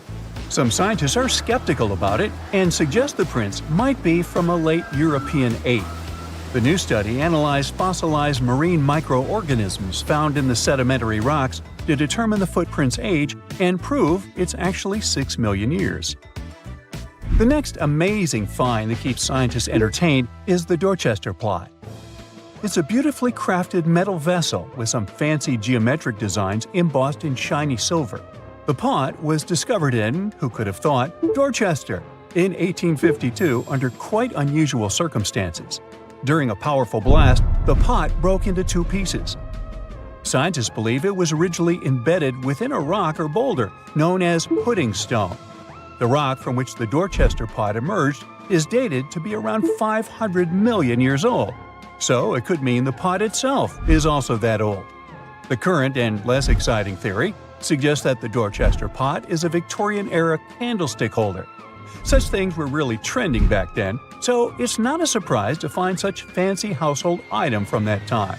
The Dorchester pot falls into the category of ooparts, or out-of-place artifacts. Those are objects that seem too advanced for the time period they're supposedly from. If we accept that the pot is 500 million years old, then whoever made it was way ahead of their times in terms of crafts and tech. One extra mystery is that the pot has an engraving of a plant that most likely disappeared from Earth over 100,000 years ago. Sounds like good proof the pot is really extra old. Now, it looks like the oldest map in Europe is a stone from 4,000 years ago. This Bronze Age slab was found in France in the year 1900 at an ancient burial ground. The carvings on the slab show in 3 dimensions the River Odey network with a fantastic accuracy of around 80% over an 18-mile stretch. There are other stone-carved maps around the world, but this one is unique because it shows a specific area to scale. Looks like the slab's carvings don't just map rivers and hills, but also settlements, barrow sites, and field systems. Archaeologists say the slab wasn't used for navigation, but rather to symbolize power. The detailed markings on the slab might have served to illustrate the domain of a local ruler, possibly a prince or king, to show their control over the territory. When the ruler lost power, the slab was likely repurposed as part of a burial vault. The unique artifact was stored in the cellar of a museum. For decades, no one even noticed until several scholars read older reports about the slab and decided to check it out. They conducted a detailed analysis using 3D techniques. Their research proved that the creators of the slab had not only etched lines into the rock, but also modified its surface to reflect the topography of the landscape with high accuracy. The Salzburg cube, also known as the Wolf's Egg Iron, was discovered in the late 19th century in Austria. Now, don't let the name mislead you. It doesn't look like a cube at all. It's more like a rounded object with 2 flat sides. Down the middle, there's a groove, and the surface is covered with pits and craters. This unique appearance is the reason why many people think it might be something out of this world. Workers accidentally found this artifact when they blew apart a piece of coal. The coal seam it came from is thought to be over 60 million years old. The Salzburg cube moved between museums, mysteriously vanished in the early 20th century, and then showed up again. A professor from Bonn University suggested it might be from a meteor, but they found no evidence of elements that you'd normally see in meteorites, like cobalt or nickel. Then researchers thought it must be a human-made object, possibly a Victorian-era candlestick holder. No one knows the true story of the cube or its current location. Yep, it disappeared again. Have you heard about the Meister print? It's a fossilized sandal print discovered in 1968, and it has sparked a lot of intrigue. There's a trilobite inside the print, which supposedly went extinct around 500 million years before humans even existed. But many historians think this age is an exaggeration. When Meister found the fossil, it was authenticated. But the scientist who did it didn't confirm it was a human sandal print. He only agreed there was a trilobite there. When another scientist visited the site, he found a 6-inch impression he believed was from a child's moccasin, but the footwear seemed to be new. So, could it be evidence of time travel? Proof that humans existed millions of years earlier than we thought? or a sign that someone else visited early Earth? Or is it just a rock formation that looks like a sandal print? We still don't have the answers. Back in June 1936, a couple was walking along Red Creek in London, Texas. London, Texas? Yeah, when they stumbled upon something unusual. It was a piece of wood sticking out of what seemed to be an ancient rock formation. About 10 years later, their curious son decided to crack open the rock to see what was inside. And he saw a hammer, which looked surprisingly modern. Then, one unique finds enthusiast decided that the rock encasing the hammer was from the Cretaceous period. This would mean that someone dropped a 19th century hammer while dinosaurs like Triceratops were still roaming the Earth. So, if this hammer was truly from the Cretaceous period, then the whole evolutionary theory would be wrong. And if the hammer was modern, it would mean the Cretaceous rock formation it came from was much younger than we thought. But the real answer was much simpler. The hammer was indeed modern, and geological processes had encased it in rock. Minerals can harden around an object in a relatively short time. So the hammer was probably dropped by a miner a century or so ago, and the rock formed around it afterward. And no, it wasn't a Victorian-era candlestick holder either. Archaeologists have been studying Petra in Jordan for 200 years, and in 2024, they found something they had never seen before. It's a tomb with at least 12 complete human skeletons and artifacts that are over 2,000 years old right in front of the treasury. Bronze, iron, and ceramic items were placed with the deceased, which shows how people honored their loved ones when they passed away. It's a rare chance for scientists to learn more about the Nabateans, an ancient group of Arabian nomads who built Petra. The objects found in the tomb under Petra's treasury are in amazing condition, but the skeletons became fragile because it's damp inside the tomb. They plan to study the remains and extract DNA to see if the people in the tomb were related. While some scientists are solving tomb mysteries, others have trained AI to find new ancient sites for them. They've created an algorithm that works with a special type of satellite imagery. This technique uses radio waves that can peek under things like sand, soil, and even ice to find hidden objects. AI will help search a huge desert on the Arabian Peninsula called the Empty Quarter for archaeological treasures. The lead scientists of the experiment trained the algorithm to recognize hidden locations using data from a site they had found before. The new tech can discover buried structures within 20 inches, which is very precise. Another groundbreaking tech, LiDAR, which means light detection and ranging, helped archaeologists reveal new hidden cities all around the world. LiDAR can see big structures beneath layers of vegetation and map even subtle changes in ancient landscapes. They use it to scan large areas from a small plane flying over places that aren't so easy to study from the ground, like dense jungle. In 2024 alone, they found new Maya settlements in southern Mexico, gardens, roads, and rivers in Ecuador's Amazon rainforest, ancient ruins on the Pacific island of Tonga, and the remains of 2 medieval cities along the Silk Road route in Uzbekistan. Maybe some smart technology can also explain what Marge Simpson is doing on Earth in an ancient Egyptian tomb from 3,000 years ago. The drawing, featuring a woman with yellow-colored skin, a blue crown, and a green outfit, is alarmingly like the famous cartoon character.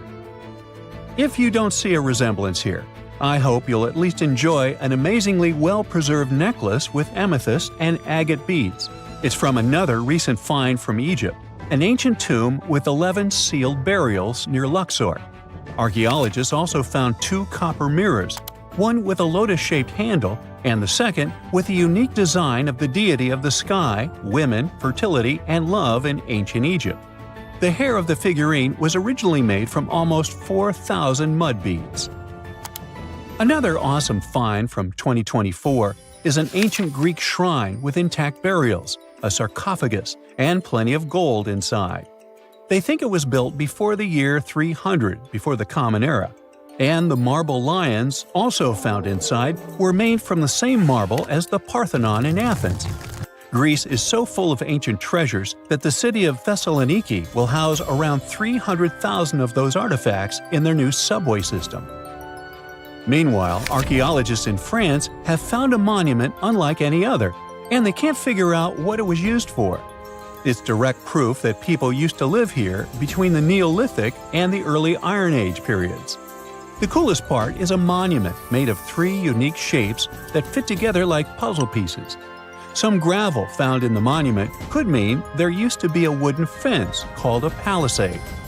People who built it probably used it for protection or decoration. The team studied the layers of soil around the monument to learn more about its origins. The only tools found so far were sharp flint stones, not the cartoon characters, which were used during the Neolithic period. The next step will be radiocarbon dating to figure out exactly how old the site is. Now, the oldest saddle ever found so far was found in the grave of a woman near the edge of the Taklamakan Desert in northwest China. This saddle is the oldest ever discovered. It was crafted from pieces of leather that were sewn together and stuffed with straw and animal hair to make it soft. Now, normally, things made from natural materials like this don't last very long because they rot or fall apart. But the Taklamakan Desert is so dry that it helped preserve the artifact. The herdswoman who used the saddle was buried in her full riding attire, so this proves that not only men used saddles and took part in herding and traveling. Now let's shift to Guatemala, where an ornate jade mask made by the ancient Maya people was waiting for centuries to be discovered. Scientists use radiocarbon dating to figure out the age of the mask. They believe the mask may represent a Maya storm deity, a powerful figure in their mythology. These kinds of masks were often made to honor Maya royalty, and they were placed in the tombs of kings and queens when they were buried. The king's tomb was also decorated with carvings made using tools crafted from volcanic obsidian. After 15 years of searching, scientists may have finally figured out where the altar stone of Stonehenge comes from. They compared the tiny minerals inside the altar stone with rocks from many places in Wales and England and ruled out lots of spots. Then they found the perfect match with a place in Scotland, more than 466 miles away from Stonehenge. This area might even be Orkney, a group of islands in the far northeast of Scotland where a lot was going on during the Neolithic period. The big question now is how ancient people moved such a massive stone so far. The altar stone is over 16 feet long and weighs more than 6 tons. The new theory is that they might have used boats to carry it across the coastline and rivers. Once it was close to Stonehenge, they theoretically dragged it across the land using wooden sleds, ropes, and a lot of teamwork. Meanwhile, in the north of France, an ancient home popped to the surface during the construction of a new house. It turned out to be a luxury urban house for the elite from the 2nd century of the Common Era. The inside of the house was destroyed by a fire, but under the destroyed layer, there are beautiful, real-size fresco paintings. Turkish archaeologists unearthed the arm and foot bones of elephants that lived around 9 million years ago. They also found fossils of early horses, giraffes, and even saber-toothed cats. They've already identified 43 distinct types of animals from this site and collected more than 4,000 fossils. One more cool find from Turkey is a 64,000-year-old workshop inside Enkaja Cave. It looks like people used it for 24,000 years non-stop. There are some tools inside, like flakes and blades, which were made inside the workshop. In eastern Turkey, a farmer accidentally found a 1,000-square-foot mosaic from the late Roman or early Byzantine period just beneath the dirt. Experts say it's a one-of-a-kind thing from this region, and it's still in one piece after all this time.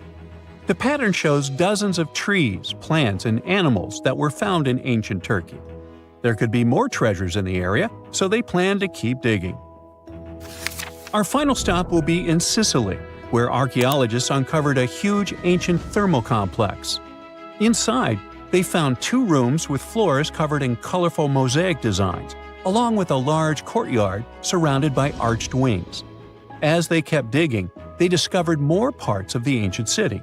They found new roads and the remains of a huge complex, along with stretches of old stone walls that were part of the city's fortifications. These discoveries are helping scientists imagine what the city might have looked like during ancient times. No one knows for sure whether the bathhouse was built by the Greeks or the Romans, since both civilizations lived in Sicily long ago. A gruesome discovery took place in Egypt some years ago. You want to hear about it? 16 human hands, carefully buried in 4 eerie pits. They didn't look too much like human hands at first, since they were abnormally large, but they were. Weirdly, there were only right hands. No left hands were in sight. It turned out that it points to the practice of an ancient dark ritual. Old Egyptian art and tales talked of a ceremony where warriors would present the right hand of their adversaries as proof of victory and ask for gold in return. Egyptians believed in the afterlife, so cutting off someone's hand meant you cut off their power eternally. Guaranteeing this type of defeat was interesting to the winning party. Here, the fight was between Egyptians versus Hoaxes, who lived in what was once known as Canaan. Egypt has always been the center of some history-changing findings, and some time ago, this papyrus was found. If we stretched it open, it would be just a tad bigger than the height of a skyscraper. The world's tiniest skyscraper, which is located in Wichita Falls, Texas. When humans didn't write on their notes app, they wrote on this thing, made from the medulla of a papyrus plant. Around 2,000 years ago, ancient Egyptians wrote something reminiscent of a book where they describe most of their funerary traditions and their visions of the afterlife. It's considered one of the most important texts from ancient Egypt and is still sold in bookstores to this day. This ancient manuscript was unearthed from a chamber located just south of the Pyramid of Djoser, located in Saqqara. Oh yes, Djoser is the oldest pyramid in Egypt and not the Giza pyramids like most people think. So recently, the site of Saqqara buzzed with excited archaeologists who probably found one of Egypt's oldest complete mummies. They believe that this beautiful and well-preserved mummy was that of a wealthy man. He was discovered in a deep shaft, covered in layers of gold leaves. There are many symbols that show he was an important and wealthy man, like the band he wore on his head, the bracelet on his chest, and the fact that he was embalmed with a tunic, which was reserved for Egypt's finest. The most exciting part of the entire discovery was finding the resting place sealed with mortar, just as the ancient Egyptians had left it 4,300 years ago. Now this may sound weird, but back in 2008, archaeologists discovered a missing pyramid. Now it went missing because it deteriorated over the span of 4,000 years. Today, you can only see its base. It was a pretty important site back in ancient times. It is said that around the area of the pyramid, the ancients hosted a special type of ceremony where high priests would carry mummified remains of sacred bulls. Now, here's a fun fact. Ancient Egyptians believed that Apis bulls were earthly incarnations of the city deity of Memphis and was connected to rites of fertility. It wasn't just any Apis bull, though. They needed to be all black, with a single white mark between its horns and a bunch of very specific characteristics. They were selected by the local priests and honored until they passed away. After that, they were mummified and buried in underground galleries. Meanwhile, this missing pyramid sort of disappeared around the 1800s.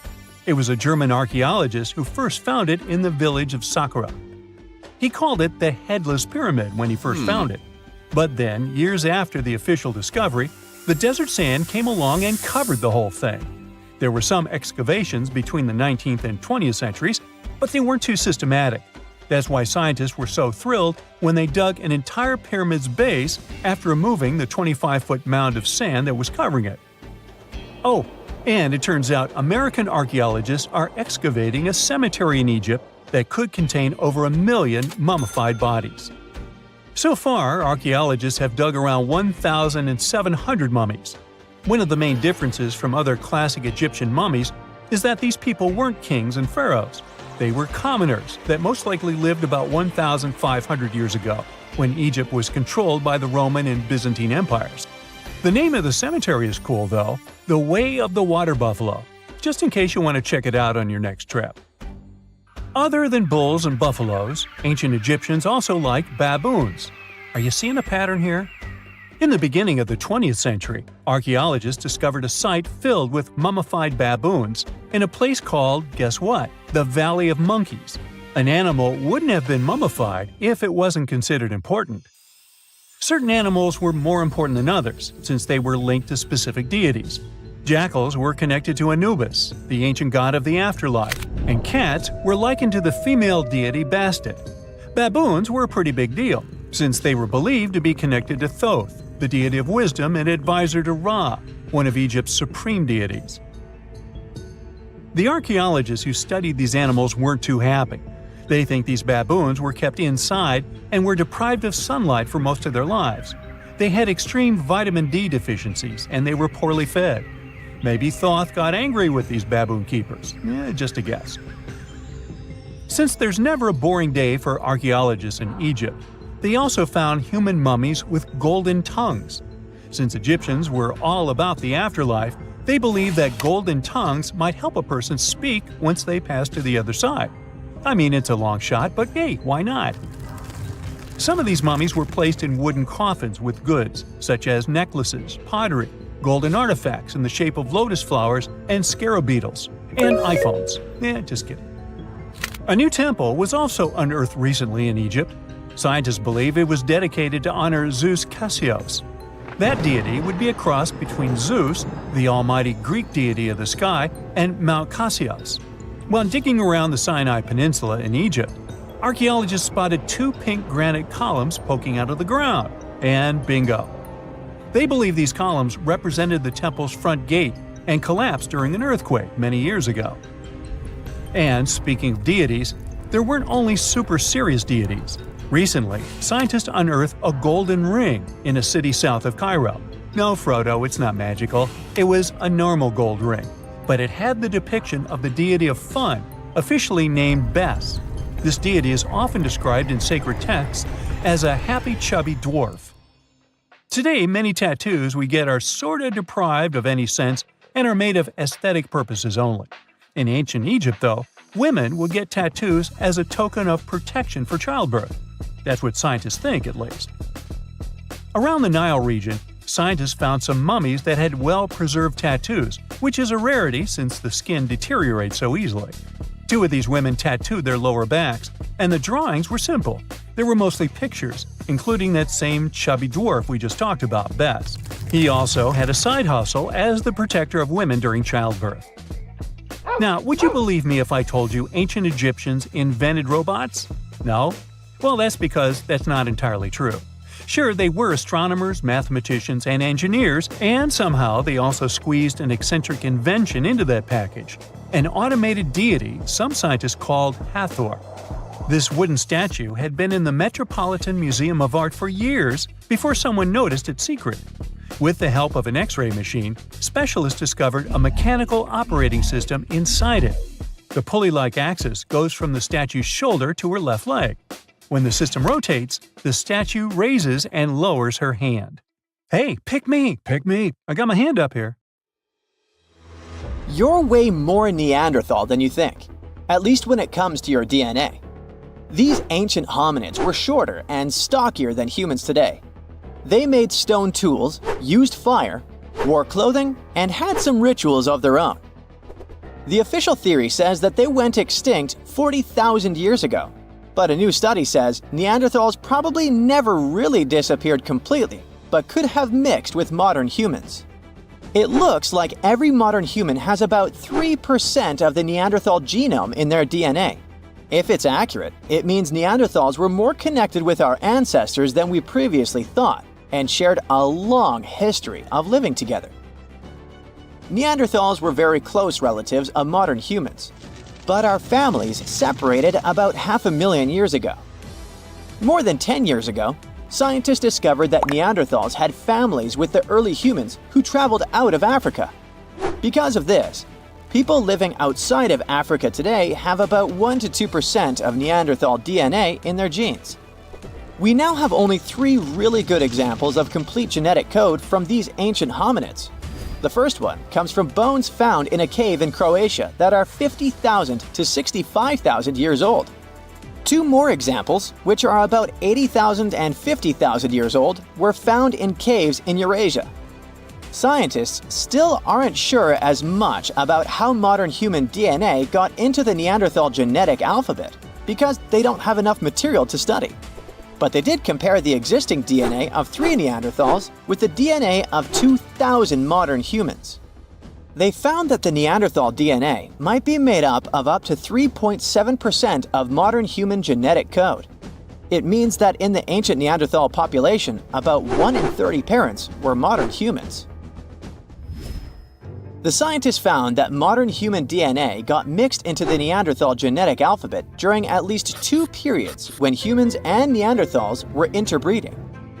This happened once about 200,000 to 250,000 years ago, and again about 100,000 to 120,000 years ago. There might have been other times they mixed, but we can't see those in the DNA we have now. Another recent study, which hasn't been fully checked by other scientists yet, says that most of the Neanderthal DNA in modern humans came from one big period of mixing, about 47,000 years ago, that lasted for almost 7,000 years. Scientists found skulls that are about 100,000 years old in 2 caves in the Middle East. These skulls look like they belonged to early modern humans, but have some features like bigger eyebrows that might show they had Neanderthal DNA. This could be because of gene flow from Neanderthals, and it fits in the mixing time frame. The study also looked at the genetic differences in the 3 Neanderthal genomes and found out that Neanderthals had an even smaller population than scientists thought before. It could be another proof that Neanderthals didn't just go extinct, but became part of the modern human gene pool. Many groups of modern humans left Africa and mixed with Neanderthals so much that Neanderthals couldn't stay separate. In the future, scientists want to study how modern human DNA affected Neanderthals. This could help us understand if this mixing had good or bad effects on Neanderthals. Neanderthals aren't our only relatives from the past. There used to be at least 9 species of humans on our planet. One of them, Homo habilis, earned the nickname handyman because stone tools were found with its remains. It lived in eastern and southern Africa. This early human had a slightly larger brain than its older relatives and an ape-like face. Homo habilis was about 4 feet tall and ate a variety of foods. For a long time, scientists thought Homo habilis was the oldest member of our human family. But new dating methods have shown that Homo erectus, another ancient human, might be older and not related to Homo habilis. Homo naledi is a more mysterious member of our human family, discovered in a South African cave in 2013. It's the only region of the world where their remains were found. They walked on 2 feet, but were also good at climbing trees. They were small, about 4 feet 9 inches tall, weighed around 88 pounds, and had small brains. We don't know much about how they lived since we haven't found stone tools or other cultural evidence. But some scientists think they might have buried their deceased and made cave art. In 2010, scientists found some fossils in a cave in Siberia, but they weren't sure what species they belonged to. These fossils are from a group called the Denisovans, who lived between 194,000 and 51,000 years ago.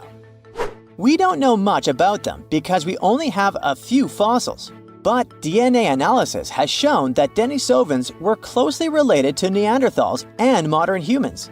They even had families with early humans, especially in Southeast Asia.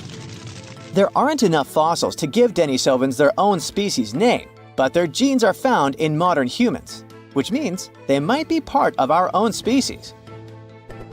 As scientists study more about Denisovans and fossils in Southeast Asia, we might understand better how different species fit into the Homo family tree. In 2003, they found fossils of a very small human-like species in a cave on the island of Flores in Indonesia. These tiny people lived between 100,000 and 50,000 years ago. They were only about 3 feet 6 inches tall. Scientists think they might have come from another species, Homo erectus, and became smaller over time because they lived on an island with limited food. Because of their small size, they're often nicknamed hobbits. Around 40,000 years ago, Homo sapiens, yep, that's us, were the last humans left out of many different kinds of human-like species that walked on two legs. So, the logical question is, what happened to the others? And what did we have to do with their disappearance? Some scientists think we survived because our offspring lived longer, or because we were better at handling changes in the weather. Others think we might have competed with other human species, or maybe mixed with them and shared genes. About 300,000 years ago, the first Homo sapiens lived in Africa. They didn't look exactly like us, but they were more similar to us than other early humans. They had tall, round skulls with almost straight foreheads. Unlike Neanderthals, they didn't have thick brows or jutting jaws like Homo naledi. They also had chins, which no other early humans had, though we still don't know why. Homo sapiens lived in bigger groups and had more genetic diversity compared to other early humans. This helped us in many ways, not just in staying healthy.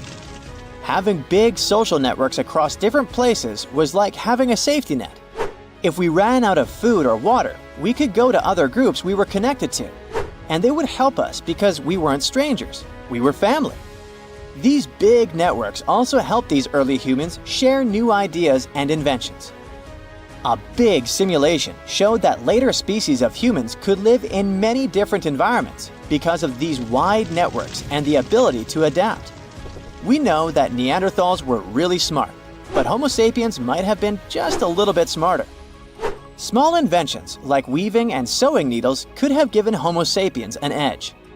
Scientists have found evidence of weaving from 35,000 years ago and sewing needles from 30,000 years ago.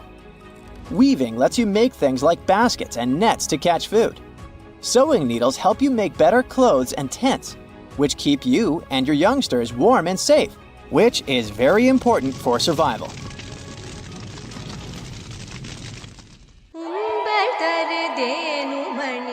Let's dive into the fascinating world of Tamil, a language that's truly one of a kind.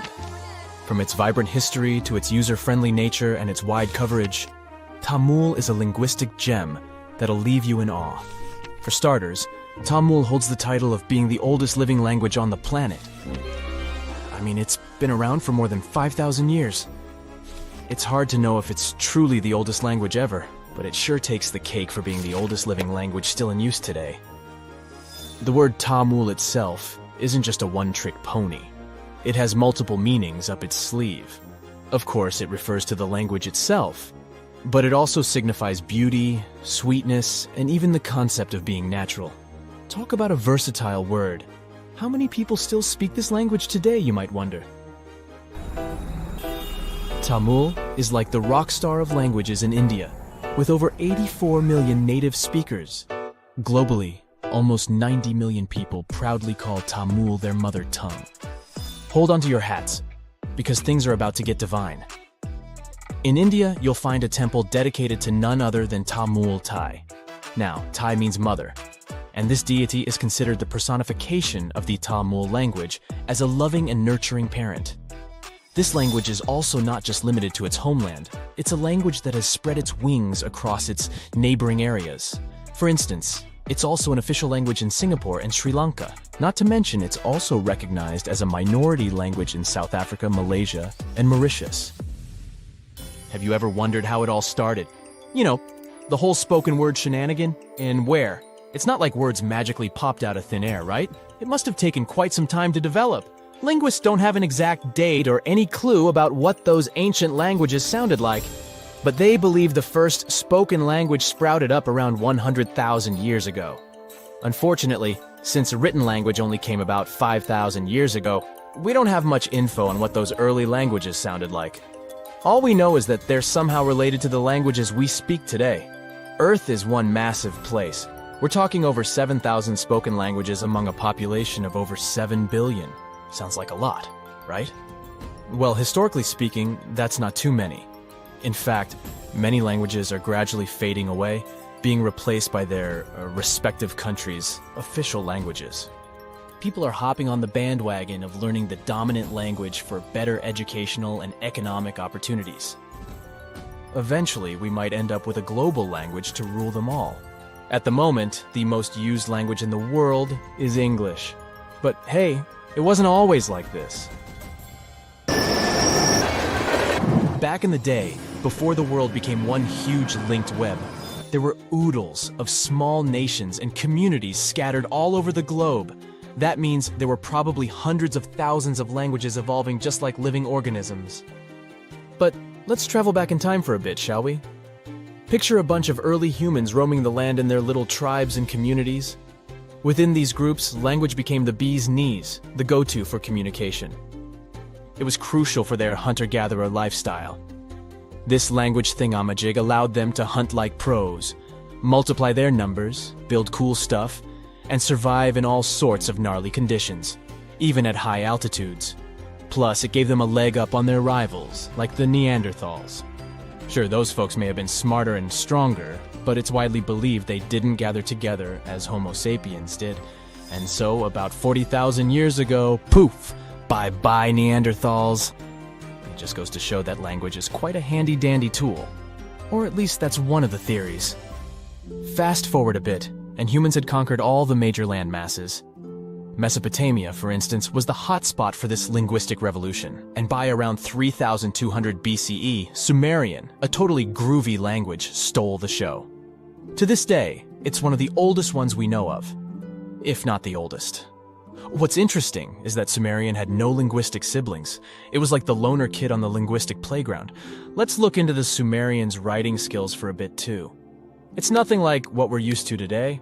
Scientists have named it cuneiform writing, and it emerged as a means to record trade and political information. As a matter of fact, the first recorded name in history wasn't of a king or some powerful figure. It was most likely the name of an accountant, but it's difficult to know for sure. Cuneiform consisted of a collection of pictograms that represented objects or people, much like the ancient Egyptian hieroglyphics. Sumerian culture thrived in several city-states located in the southern region of Mesopotamia. Uruk, known as the first true city, was among the stars of the show. However, these cities eventually faced some unwelcome visitors. As a result, by 2000 BCE, Sumerian had taken a back seat, becoming a classical language just like Latin. Now here's a little twist in the tale. Sumerian might not actually hold the title of the oldest known language. Egyptian, for instance, emerged around the same time as the Sumerian civilization, but along the banks of the Nile.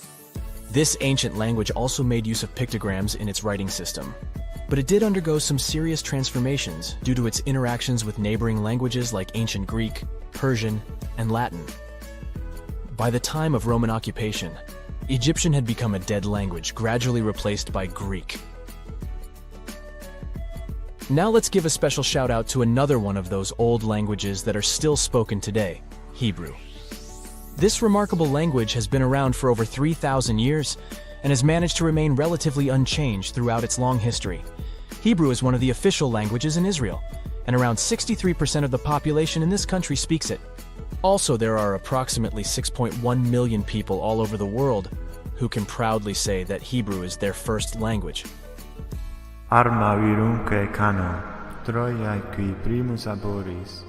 We can't finish up this list without mentioning the amazing Latin language. It all started in this place called Latium in the old Roman Empire, and that's how it got its name. Back in the day, Latin was the fancy language for all well-educated folks. But here's a fun twist. The Latin of yesteryear was a bit different from what we can check out in ancient books today. The alphabet they used was a total rebel, and they even wrote from right to left. Talk about turning the writing world upside down. But over time they realized it was more fun to go from left to right. Latin literature? Oh boy, it's considered the creme de la creme of ancient writing. You know, the kind that scholars and bookworms go crazy for. If there were an Oscar for ancient literature, Latin would be cleaning up all the awards. Latin was also like this ancient influencer. It's been around for so long that it has influenced a bunch of modern languages. Many English words are either straight up taken from Latin or have been heavily influenced by it. More so, Latin has even spawned a family of languages called Romance languages. No, not about love stories, chocolates, and flowers. Romance languages are the offspring of Latin, thanks to the not-so-gentle nudge of the Roman Empire. We're talking about languages like French, Spanish, Romanian, Portuguese, and Italian. But here's a bummer. Latin is considered a long-gone language. It's frozen in time, like a linguistic time capsule. While living languages like English keep changing and growing, Latin is stuck in the past. It had its transformation and alteration phase when it was still spoken, but now it's just enjoying retirement in the linguistic retirement home. Regardless, Latin still sneaks into our daily lives without us even realizing it. You know when someone asks you the time and you say it's 4 p.m., well, guess what? You're speaking Latin. PM stands for post-meridiem, which basically means after midday. And AM? That's ante-meridiem, meaning before midday.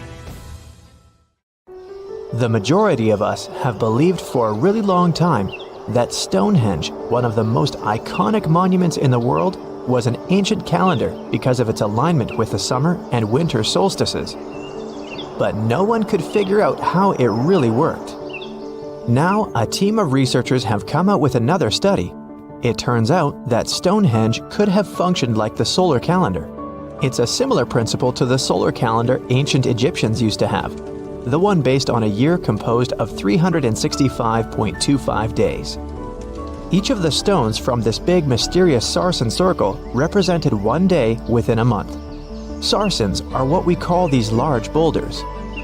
It's actually a perpetual calendar, where people could track every winter solstice sunset. That way, those who lived near Stonehenge, which is today Wiltshire, UK, could keep track of the days and months of the year. We all now understand this mysterious calendar system because of this interesting discovery in 2020. The team has identified the source of 50 of the 52 sarsens that make up the iconic stone circle we all know about. They analyzed the chemical composition of these sarsens and traced their origins to the West Woods in Wiltshire, which is about 15 miles away from the monument. Not only did these 50 sarsens come from the same source, but they were also placed in their current position at approximately the same time. They make the outer circle of Stonehenge, together with a horseshoe-shaped inner ring.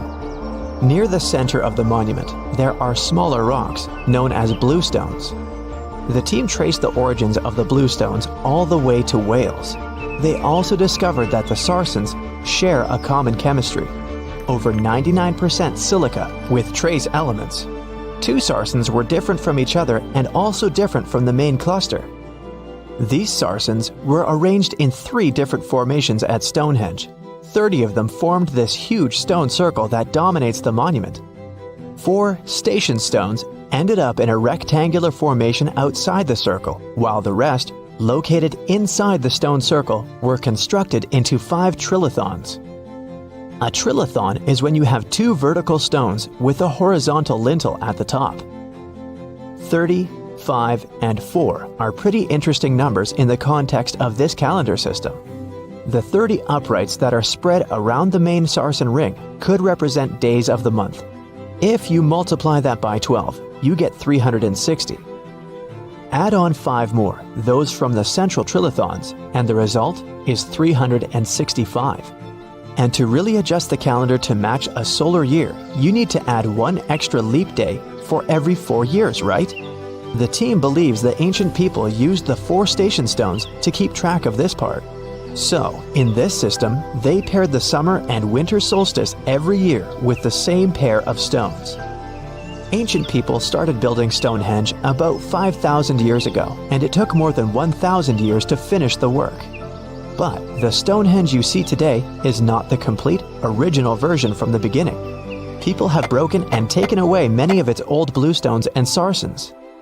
The entire structure also changed over time since there were generations and generations, 180 of them to be precise, that passed since the beginning of Stonehenge, who would participate in the building and rebuilding of it.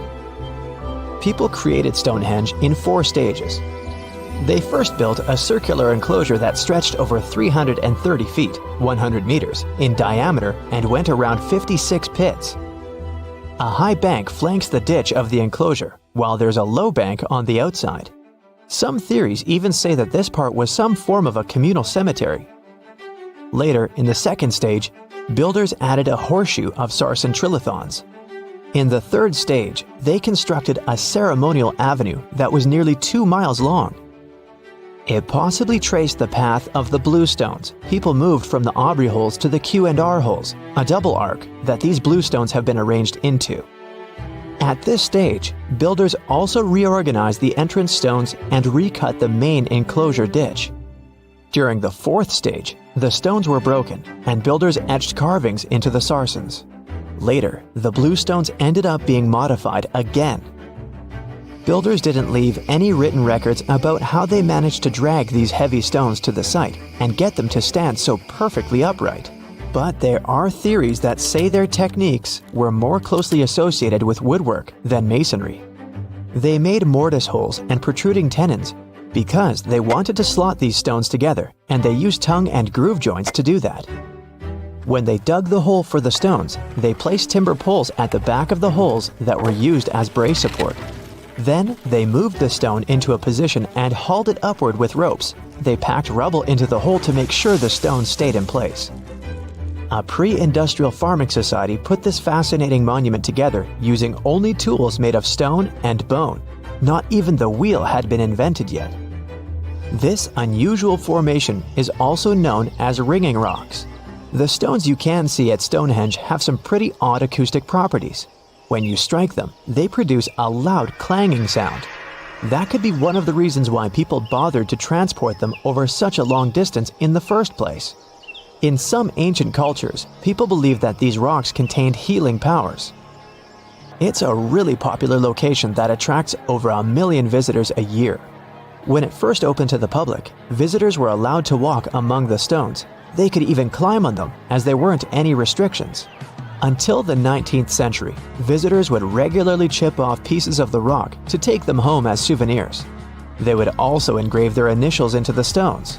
They camped within the circle and dug fire pits, not realizing that the digging pits could seriously undermine the stability of the entire monument. Over time, visitors have encountered more and more restrictions until the monument was finally roped off in 1997 because of the serious erosion of the stones. That means if you want to visit, you can only view it from a distance unless you want to pay extra for the stone circle experience, which can be arranged outside of normal visiting hours. Stonehenge originally had 2 entrances that led into the enclosure. There was a wide one to the northeast and one that was a bit smaller and located on the southern side. If you look at it today, you can see there are many more gaps. This is mostly because of tracks made later that once crossed the monument. The ground within Stonehenge has been severely disturbed, and it wasn't just about random visitors digging fire pits. There was a group of people who dug a large deep hole within the stone circle in the 17th century because they were looking for treasure. Then there was Charles Darwin, who also did some digging because he was studying earthworms in the area. He wanted to know how these worms could impact objects in the soil over time. He observed how a fallen stone there had sunk deeper into the ground and realized it was happening because of the activities of these tiny creatures who churned through the soil all the time. In 1963, there was a theory that Stonehenge had been built as some sort of computer that predicts solar and lunar eclipses. Later, some proposed it was actually constructed as a monument to ancestors that had passed away. This theory says the permanence of its stones represented the eternal afterlife. The average sarsen you can find there weighs 25 tons, while the biggest one weighs around 30 tons. If you want to get an idea of how massive these stones really are, you can go behind the visitor center in the outdoor gallery to check out a replica sarsen stone. It's a true copy of a freestanding upright from one of the trilithons that are located in the inner horseshoe of the monument. There are 5 Neolithic houses at Stonehenge based on real archaeological evidence of houses found in that area. Each of them had stake-built walls and a chalk floor. Some even had furniture.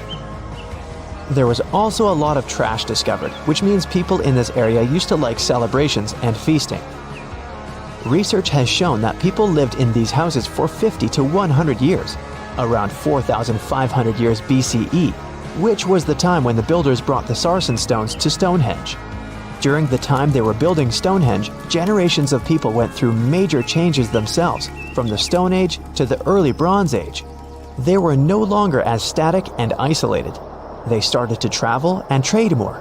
which means they communicated way more than their ancestors, even internationally. This is how they could have spread the word about Stonehenge, and it's also when the whole mystery and fascination with the monument began. Scientists discovered something Atlantis-like near Australia. There used to be an entire continent that's now underwater. Here's what happened to it. Around 70,000 years ago, during the last ice age, there was a huge landmass called Sahul. It was located in the southwestern Pacific Ocean. This ancient supercontinent connected what we now know as Australia, New Guinea, Tasmania, and the Aru Islands into one giant piece of land. Imagine lush tropical rainforests surrounded by beautiful mountains. Sahul's tallest mountains were in the New Guinea highlands, with peaks reaching over 13,000 feet. This beautiful place was home to a variety of unique animals, most of which were pouched creatures. But back then, they weren't just koalas and kangaroos. Sahul was filled with different types of grazers, burrowers, scavengers, and predators. It was home to a huge diprotodon, a powerful hunter Thiosolio, and a horrifying Megalania, a creature that's much larger than any living lizard today. It was a unique place because the rest of the world was filled with placental animals at the time, like wolves, elephants, and humans. In Sahul, the only normal mammals were bats and rodents. But not all its parts were the same. The Timor, Arafura, and Carpentaria regions were covered by hot savanna and dry forests. It looked kinda like modern Australia, hot air deserts with scrubland, steppe, and temperate forests along the eastern coast. Back then, people were migrating all across the world. They made an incredible journey from Southeast Asia to Sahul and first arrived here from 60 to 45,000 years ago. They mostly traveled by foot and crossed the sea using bamboo rafts and simple boats. They came there from an ancient landmass called Sunda, which includes parts of Southeast Asia. They traveled across a series of islands known as Wallachia and eventually spread across Sahul. And it wasn't a small journey. Sahul was huge, around 4.1 million square miles. That's bigger than the USA or Canada. It stretched from the equator to around the southern part of New Zealand. So they arrived in what is now Australia and became Australia's first people. Scientists think that Sahul had a population of 500,000. We've discovered cave paintings that date back around 40,000 years. It's a hunting scene depicting an anoa, or miniature buffalo, facing figures of humans and animals.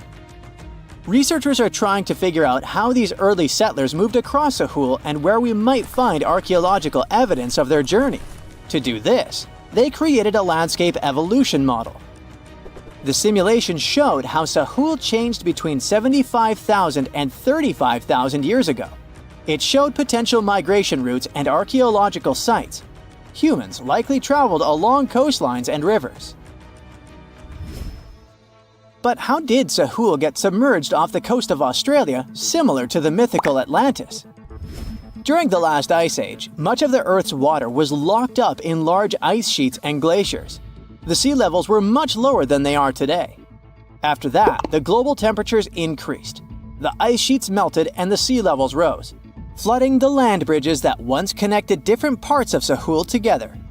About 8,000 years ago, New Guinea separated from mainland Australia, and then, about 6,000 years ago, Tasmania did the same. We still can explore the underwater parts of Sahul thanks to new technology. Divers explore and collect samples directly from the ocean floor. Underwater drones can go to places that are too deep or dangerous for humans to explore. And with sonar mapping, scientists use sound waves to create maps of the ocean floor.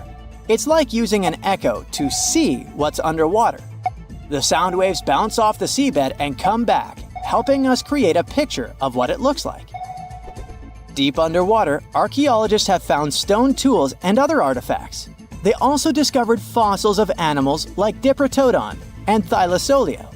By studying the underwater terrain of Sahul, they learned about the ancient rivers, lakes, and coastlines that existed during the Ice Age. But Sahul isn't the only underwater continent. Sahul isn't the only hidden gem of Southeast Asia. Take Sundaland, a place made up of Sumatra, Java, Borneo, and some other islands. This place was crazy huge during the Ice Age, but now almost fully underwater. Almost, but not entirely. The parts above the ocean are teeming with life. If you like birds, check this place out. It has almost a fifth of the world's bird species.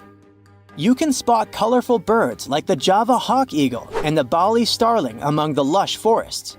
It's also a home to a fourth of Earth's fish species. Sundaland's waters are a haven for marine life, even the most exotic animals like the Asian arowanas. It's also a treasure trove of flowers. That's where you can find Rafflesia and Titan arum, the world's largest flowers. This makes it very similar to Zealandia. Zealandia is a long, narrow piece of land about half the size of Australia. It broke from Antarctica about 100 million years ago. Just like Sundaland, it isn't fully underwater. 7% of it stayed above sea level. This sticking out little piece is what we now call New Zealand, along with Stewart Island and some smaller islands. These pieces of Zealandia are lush and warm. They're packed with volcanoes, mountain ranges, beautiful natural geysers, and hot springs. Local people, Maori, use these hot springs for cooking. People place corn, eggs, and vegetables in baskets and lower them directly in the hot springs. Sometimes they cook food in a pit oven using heated rocks. Another hidden world is known as Argoland. This mysterious landmass was once part of Australia, back when dinosaurs chilled around. It drove scientists crazy for decades. They knew it existed because it left a huge stretch on the ancient seafloor, the Argo Abyssal Plain. About 155 million years ago, it broke off from Australia, saying bye-bye. The continent drifted somewhere north, and when it reached Southeast Asia, it just vanished. Scientists had no idea where it went, but recently they finally found its remains. Turns out, poor Argoland's lower parts started drowning into the Sunda Trench, a horrifyingly deep oceanic pit. The Earth's crust sunk into the mantle. Meanwhile, the upper parts of Argoland were pushed upward, grabbing the younger rocks on land. Because of this, Argoland broke apart into a bunch of smaller pieces. These pieces formed parts of Borneo, Java, Sulawesi, and other regions. The remains are buried under Indonesia and Myanmar. Imagine a colossal landmass the size of Greenland, Greater Adria. Its journey began about 240 million years ago when it broke away from the supercontinent Gondwana. It started moving north, and after 100 million years of enjoying the warm seas, it suddenly crashed into Europe and shattered into pieces. Most of these pieces went deep into the Earth's mantle, but some were scraped off and became part of mountain ranges like the Alps. Today, the remnants of Greater Adria are scattered across more than 30 countries, from Spain to Iran. That's why they're hard to look for. Seychelles was also once part of Gondwana. Yep, these idyllic islands are sitting atop of the ancient continent. We know a lot about it because of its fascinating granite outcrops. 100 years ago, Alfred Wegener discovered continental drift, but no one believed him. These granite outcrops helped him prove that he's not crazy and that tectonic plates really are moving. The Seychelles broke off from India and Madagascar and eventually became a sad loner in the Indian Ocean. This probably happened because of some insanely active volcanoes in the Deccan Traps. But now, the islands are home to unique species both on land and in the coral reefs nearby. Mauritius broke off from India after the dinosaur wiping. Along its journey, it stretched into a long ribbon-like shape and also broke into pieces. Now it's all scattered beneath the Indian Ocean. Scientists stumbled upon this lost land by studying tiny ancient crystals called zircons. These zircons are like time capsules. They date back an astonishing 660 million to 2 billion years. That's even older than Mauritius itself. These ancient crystals hinted that there's another Atlantis somewhere nearby. Turns out there are hidden continents all around the world, and maybe we'll discover more of them in the future. Now, let's assume that another species, whether humanoid or dolphin-like, could have existed millions of years ago. How do we find their traces? There was a Doctor Who episode about a non-human industrial civilization on Earth that existed long before us. These reptiles, called Silurians, were forced deep underground by a catastrophic rise of temperatures on Earth, and there they thrived for centuries. That inspired scientists to create the so-called Silurian hypothesis. If there was an advanced civilization before us, we should find their traces somewhere. Well, let's try.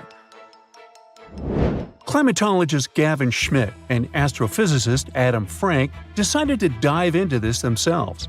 Like us, any technologically advanced civilization would be hungry for energy. So they looked for global effects that would leave a widespread mark. For example, hints of large-scale industrial processes, like plants and factories, and their leftovers. Then comes the question of how long these civilizations would last. If they existed for a long time, we should look for long-lasting signs, like residues from burning fossil fuels, mass extinctions, synthetic chemicals not found in nature, and even traces of nuclear fission. Basically, we should search for the same kinds of things that humans are currently leaving behind as evidence of our activities. Unfortunately, this evidence isn't that easy to find. Let's imagine an unsettling scenario if humanity suddenly disappeared. Even though it seems like we've left a lot of changes on our planet, the future civilization millions of years from now would struggle to find any remnants of our existence. Why? Well, our planet has existed for 4.5 billion years. Complex life on Earth has existed for more than 400 million years. Compared to that, our industrial period only lasted around 300 years, and we haven't left any significant traces. Our record of Earth's history is full of gaps, especially the further back you look. The fossil record captures only some things, being very selective and incomplete. On average, one fossil emerges every 10,000 years, and dinosaur footprints are even rarer. Mountains rise, oceans change, and plate tectonics can easily wipe out evidence of entire civilizations. After a couple of million years, chances are any physical signs of a civilization would disappear. In order to find at least something, we have to look for things like odd sediment patterns or unusual isotopic ratios. Also, fossils mostly form in water, leaving us in the dark about creatures on land or in the jungles. So even if there was a technologically advanced society millions of years in the past, and even if they were far more advanced than us, we might struggle to find any clues of its existence. Frank and Schmidt try to understand how we could ever hope to spot signs of them. Discovering actual cities would be the ultimate proof of a Silurian-style civilization on Earth. But Adam Frank isn't too optimistic. Even now, our cities cover less than 3% of the surface, making it easy to miss ancient city ruins. Whether a city survives over tens of millions of years depends on whether the land around it is sinking, getting locked into a rock, or rising, getting worn away by rain and wind. So places like the French Quarter in New Orleans might have a better shot of making it into the geologic record than, say, Haight-Ashbury in San Francisco. When it comes to finding artifacts, the odds are pretty slim as well. No prehistoric iPhone would survive millions of years, fancy glass or not. Finding their fossilized remnants might be a bit more promising, but it's still tricky. Considering modern humans have only been around for about 100,000 years, it's quite possible that we might overlook any traces of an earlier advanced species. There is one thing, though. We could stumble upon their traces in rocks. Our current chaotic era might leave a distinct mark on the Earth's geological history, especially since we're basically experiencing PTM 2.0. I'll get to that in a moment. So they try to look at the changes in the carbon cycle. Humans have been releasing a lot of fossil carbon since the 18th century. This leaves a special mark in the carbon isotope ratio, like a signature that shows the difference between carbon in living things, such as seashells, and carbon in lifeless volcanic rock. Scientists also look for signs in the way sediments are arranged. Large coastal deltas might mean that there were bigger rivers made by folks in this hypothetical civilization. Traces of nitrogen could suggest big-scale farming, where they used a lot of fertilizer. Spikes in metal levels in the sediment could mean runoff from heavy industries. Of course, a single find like that wouldn't tell us anything. Schmidt says the key is to look for multiple signs together. Without clear artifacts, the uniqueness of an event might show in various clues rather than a set of changes linked to a single cause. On a quest for Silurian-style clues, scientists even decided to check the Moon. Some astronomers find it surprising that no one has looked into this before. They even joked about the possibility of dinosaurs building rockets and leaving traces on the Moon or other celestial bodies. These astronomers think that Earth-like planets tend to erase signs of civilizations on their surfaces. So they're exploring the wild notion that these beings might have been space travelers. In that case, remnants of their technology, known as technosignatures, could be lurking not only on our Moon but also on asteroids, or even buried on Mars. There they might endure for millions or even billions of years. Unfortunately, so far, despite digging into the past 380 million years and examining all suspicious events, the researchers haven't found a clear match for a technological civilization. They don't give up, though. Frank calls for more investigation. For example, we could study how modern industrial chemicals stick around in ocean sediments. This, he believes, could help us identify similar chemical traces in the Earth's history. If there are no traces, why do we even bother to find something like that? This research is based on Schmidt and Frank's recent papers. They were delving into the Anthropocene. It's the proposed epoch, dominated by human activities on Earth. It's full of these things called hyperthermals. They're prehistoric events when temperatures on Earth sharply increased over a relatively short time. They're like extreme heat waves from the past. A great example of this is the Paleocene-Eocene thermal maximum, or PETM for short. It happened around 55.5 million years ago and saw a rapid rise in global temperatures. Over 200,000 years, the average temperature on Earth jumped from about 9 to 14 degrees Fahrenheit. We studied these hyperthermals to understand how they occurred, from natural causes or human activities. So, these hyperthermals sparked the genesis of Frank and Schmidt's research. To study them, scientists started examining chemical signals and tracers left in rocks. When doing that, Schmidt and Frank uncovered some eerie parallels between all the climate issues we have today and past periods of rapid temperature shifts. There's a close similarity between the PETM and other hyperthermal events. So all this work isn't just about solving a historical mystery. Understanding our impact on the environment can guide us to finding better ways to live in harmony with the planet and avoid becoming a forgotten species in the future. Our Milky Way is filled with lots of planets that could be just right for life, but we don't know if there are other civilizations out there. Earth is the only place we know of with living beings. About 200 years ago, people wondered if there might be civilizations on Mars. Back then, it was a real question, but once we got pictures from space probes, we decided there wasn't any evidence for it, and that idea got stuck in our minds. Now, it's not even considered a valid topic for serious science. It's seen as kind of silly. But no one has set clear limits on what could have happened on our own planet a really long time ago. So, even if there is no proof, we shouldn't throw away the possibility. Don't forget, it took humanity a while to recognize dinosaurs. Maybe Silurians are just patiently waiting for their time. In February 1961, 3 adventurous rock lovers were searching for geodes near Olancha, California. They took one of their findings home and studied it because it looked pretty unusual. They managed to cut through the matrix and discovered something unexpected inside.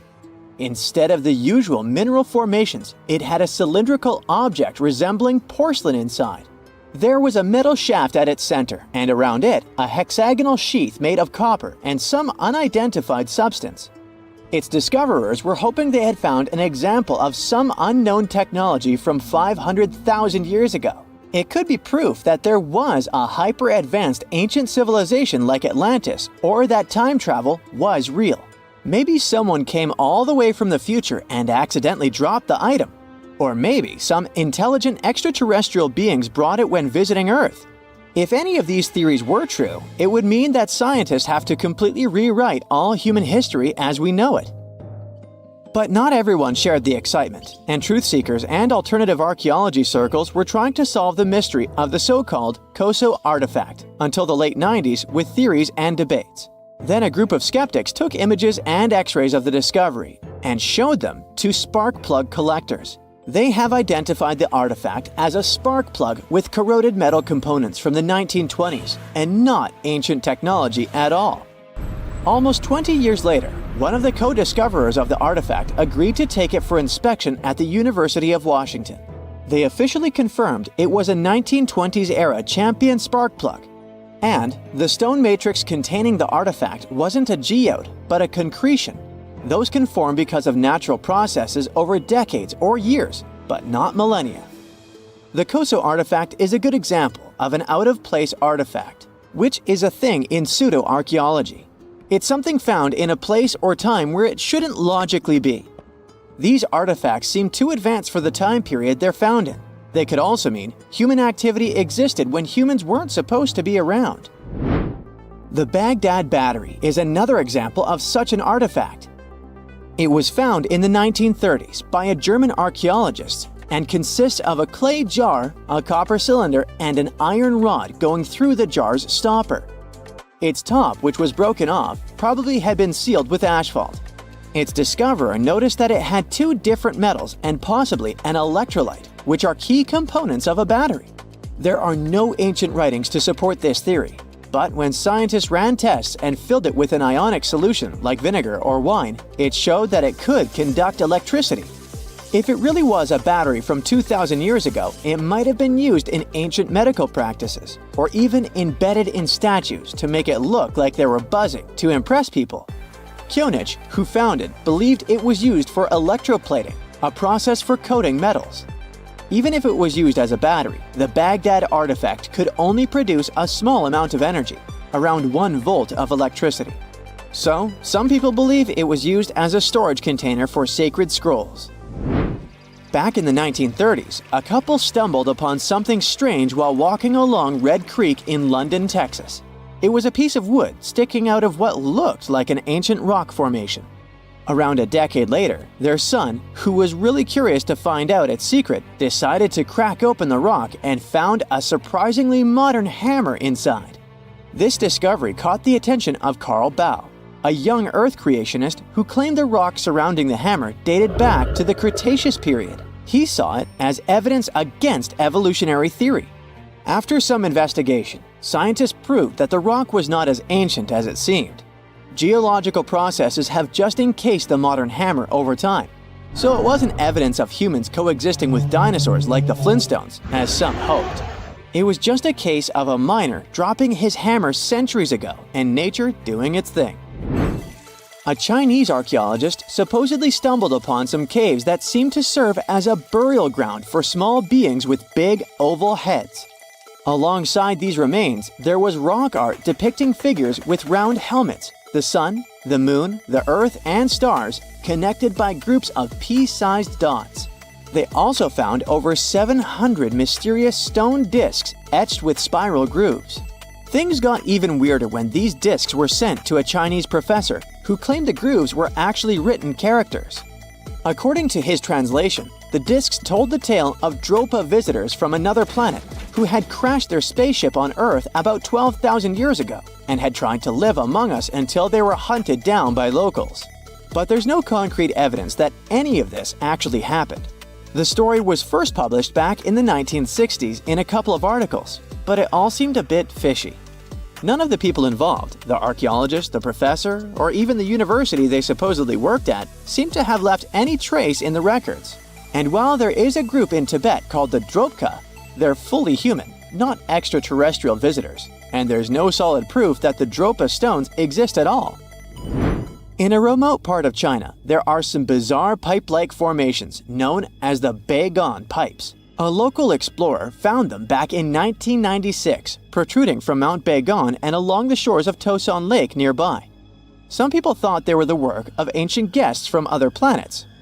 When samples of the pipe material were tested, they contained mostly common minerals, but there was a mysterious 8% of unknown stuff.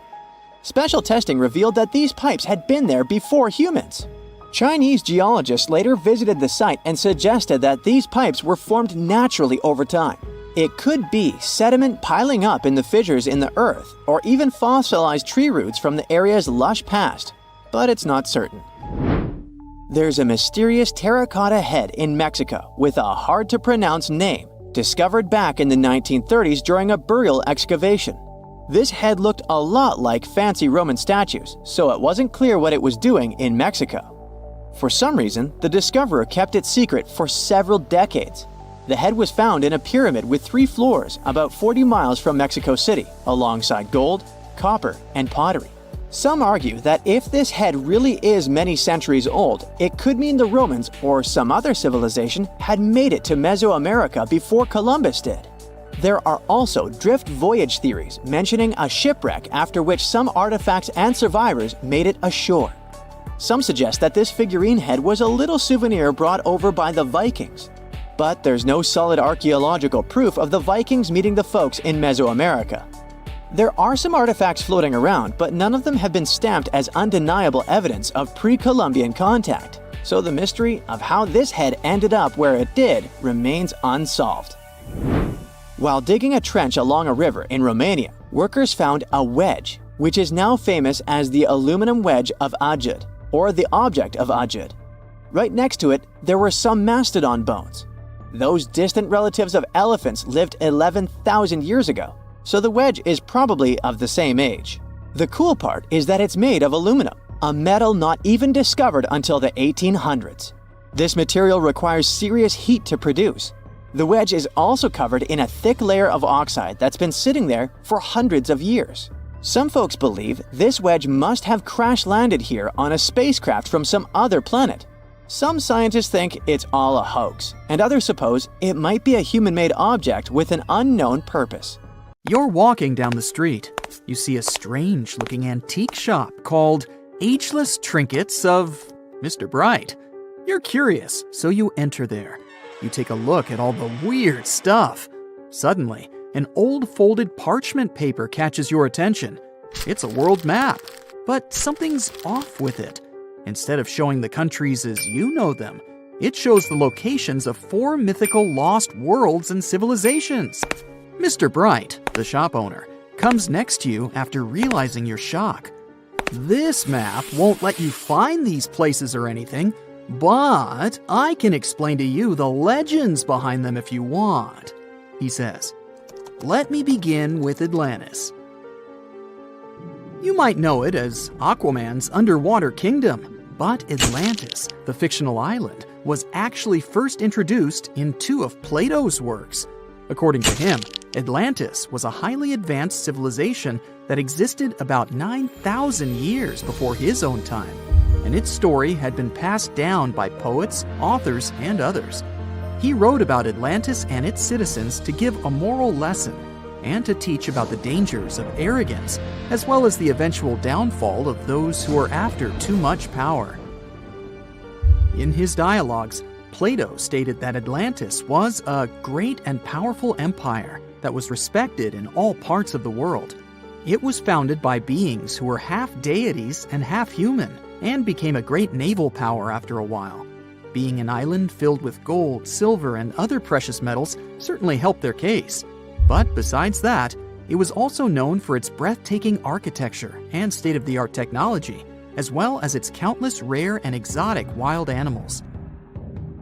Atlanteans were proud of their great achievements and the perfection of their civilization, but their excessive pride was going to bring their downfall.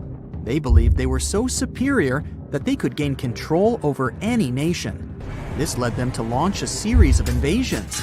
They conquered many of the Mediterranean lands, but when it was time to enter Athens, Athenians pushed back with an extraordinary force, so the Atlanteans were finally defeated. Plato stated that deities then got angry at Atlanteans because of how wicked, greedy, and immoral they became. So they punished them by sending earthquakes, which caused Atlantis to sink beneath the sea. Although the earliest written records of Atlantis were Plato's works, some people still believed his story to be based on truth and tried to identify the island of Atlantis with actual countries. Some people suggested it may have been located in the Mediterranean Sea, near the coast of Spain or Italy. Others thought it may have been located in the Caribbean, off the coast of Central or South America, but there was no solid evidence to support any of these claims. One theory, in particular, seemed more plausible than the others, though. Located in the Aegean Sea, the island of Santorini was the home of a highly advanced Minoan society. However, due to a huge volcanic eruption, it was destroyed about 3,600 years ago, causing the Minoan civilization to suddenly disappear. These similarities between the fictional Atlanteans and the historical Minoans made Santorini a good candidate for the speculations. Yet again, there were still major flaws with it, such as how the time when Plato said Atlantis was destroyed doesn't coincide with the time of Santorini's eruption. So Atlantis still continues to be regarded as nothing more than a popular legend in the scientific world. Now, let's move toward the northeast direction on the map, Mr. Bright says. According to Celtic Breton mythology, there once was a magnificent city called Ys, also known as Caris, that towered over Douarnenez Bay in France's Brittany region. It was the most wealthy city in the entire Atlantic. It was especially famous for its beautiful gardens and buildings, and its citizens were all living comfortably and happily there. Dahut, who was King Bradlon's daughter in Breton legends and literature, had a deep love for the sea. She begged her father to build a city at the edge of the sea, and that is how the city of Ys was established. Little did she know that she would be the one responsible for the destruction of her father's beloved gift. You see, since the city was surrounded by the sea, it needed to be protected by a dike equipped with floodgates, and these gates could only be opened at low tide. And the only one who had the keys to these gates was the king himself. One day, a handsome red knight arrived at the city, but couldn't pass the gates. Dahut was so taken by him that she wanted to let him in. She knew that her father was the keeper of the only key to the city, so she sneaked into his room and stole it from him. Then she gave it to the Red Knight so that he could enter the city and they could be together. However, the Red Knight turned out to be the Prince of Darkness, and he intentionally left the gate open to the raging sea. The waves soon swallowed all of Ys. King Bradlon was able to escape on his magical horse, but Dahut couldn't. She turned into an evil mermaid who lured sailors into the sea. Today, if you go to Quimper, a city in Brittany, northwest France, you can find the statue of King Bradlon riding on his horse. Although the city of Ys is a legend, Brittany coast locals believe that on the days when the waters are calm, you can still hear the tolls of the city bells deep under the sea, if you listen carefully. Mr. Bright then points at the Indian Ocean on the map and says, "Now, have you heard about Lemuria?" Back in the mid-1800s, a few scientists suggested that there was once a continent that existed in the Indian Ocean, somewhere close to the south of modern-day Sri Lanka. The first one to popularize this theory was the British lawyer and zoologist Philip Lutley Sclater. In his paper, The Mammals of Madagascar, he stated that he found lemur fossils in India, and not in Africa. However, this discovery was extremely shocking to him because of the fact that lemurs' original homeland, Madagascar, is much closer to Africa. He proposed that this was possible only if some larger continent connected the two once. He stated that this continent must have eventually sunk to the ocean floor. He then named it Lemuria, and hence the theory was born.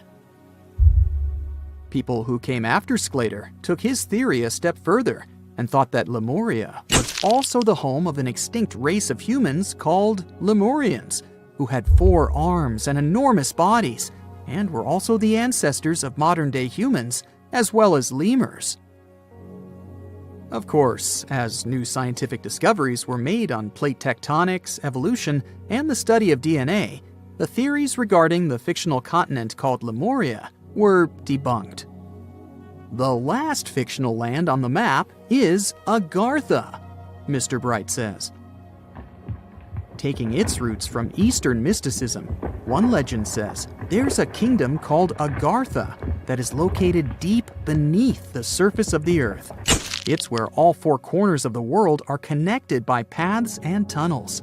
It is said that there's a secret entrance into Agartha hidden in the Gobi Desert, and it's built by Agarthans themselves using advanced technology that can't be detected by us, the surface folks. According to some beliefs, Agartha exists to counterbalance the energies of those who live above the surface. While we live in a state of rush and heightened emotions, this world beneath us is the total opposite. Some even say that those who escaped Atlantis fled here to continue their lives inside the Earth's core. And yet, others think it's actually a land that's crawling with all kinds of monsters. But there's no need to be scared, since modern science proved Earth's core is not actually hollow and is a solid hot iron ball. So you can cancel your journey plans to the center of the Earth if you've made any. Thanks, Mr. Bright. Remember the Neanderthals? Our superstar humanoid cousins of the Pleistocene era in all their wide-nosed and slope-foreheaded glory? They roamed through Europe and Asia for over 350,000 years before they vanished. This was around the same time our ancestors, the Homo sapiens, decided to take a vacation from Africa and explore the world. We may never know what truly happened to the Neanderthals and why they didn't make it to the present times, but thanks to some hefty archaeological digging and impressive fossil finds, we now know a bit more about them. One theory for their disappearance is that the climate wasn't suitable for them anymore. Supporters of this idea think Mother Nature turned on the Neanderthals and sent them packing. Unfortunately, if we look at Neanderthal archaeological sites in Italy, for example, there are no signs of weather catastrophes that could have wiped out this entire species. Others believe there was a bit of resource competition between Neanderthals and humans. That's why specialists also dug around several other archaeological sites where Neanderthals and sapiens might have rubbed elbows for about 3,000 years. In this case, it does seem that the Neanderthals were a bit behind with their tools. Their technology was like flip phones in the age of VR. But who knows if these two species ever crossed paths in that particular region? The evidence is still fuzzy. How they went extinct isn't the only information we're curious about when it comes to Neanderthals. Other scientists, for instance, are trying to decode some of the Neanderthal molecular barcodes to identify their specific traits, some of which you might share, believe it or not. Sure, Neanderthals as a whole species did, in fact, go extinct. But that's not to say remnants of their DNA can't be found in humans. Now, you know how things go when folks live near each other. Some genetic mixing was bound to happen. The evidence? A dash of Neanderthal DNA which was found in modern folks. Now, this is where the plot thickens. Scientists thought that since Neanderthals never lived in Africa, their DNA wouldn't be found in modern African populations. Well, it turns out that African people have about 0.5% Neanderthal DNA too. This doesn't mean our Neanderthal relatives simply teleported through African territories without leaving any trace behind.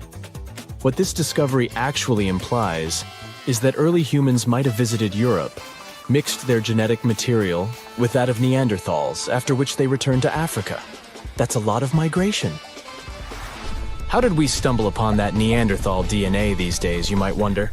Well, scientists gathered thousands of people from all around the world. Participants came from places like East Asia, Europe, South Asia, America, and Africa. Percentages may vary, sure, but around 20% of the good old Neanderthal DNA is still found in US modern folks. Sure, the average Joe only carries about 2% of that caveman swagger.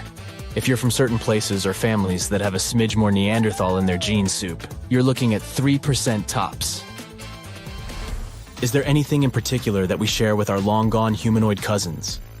As it turns out, our Neanderthal ancestors gifted us more than just their company for some thousands of years. They also passed down the incredible legacy of their noses.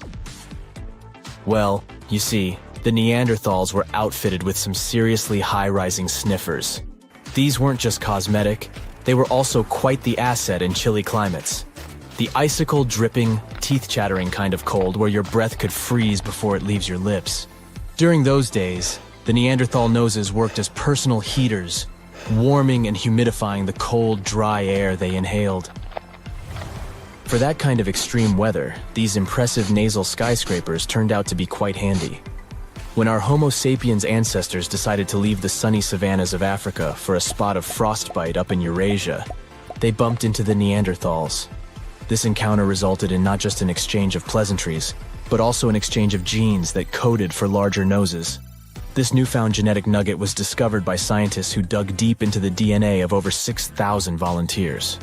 To complete the study, these scientists meticulously compared this genetic data to snapshots of the volunteers' faces.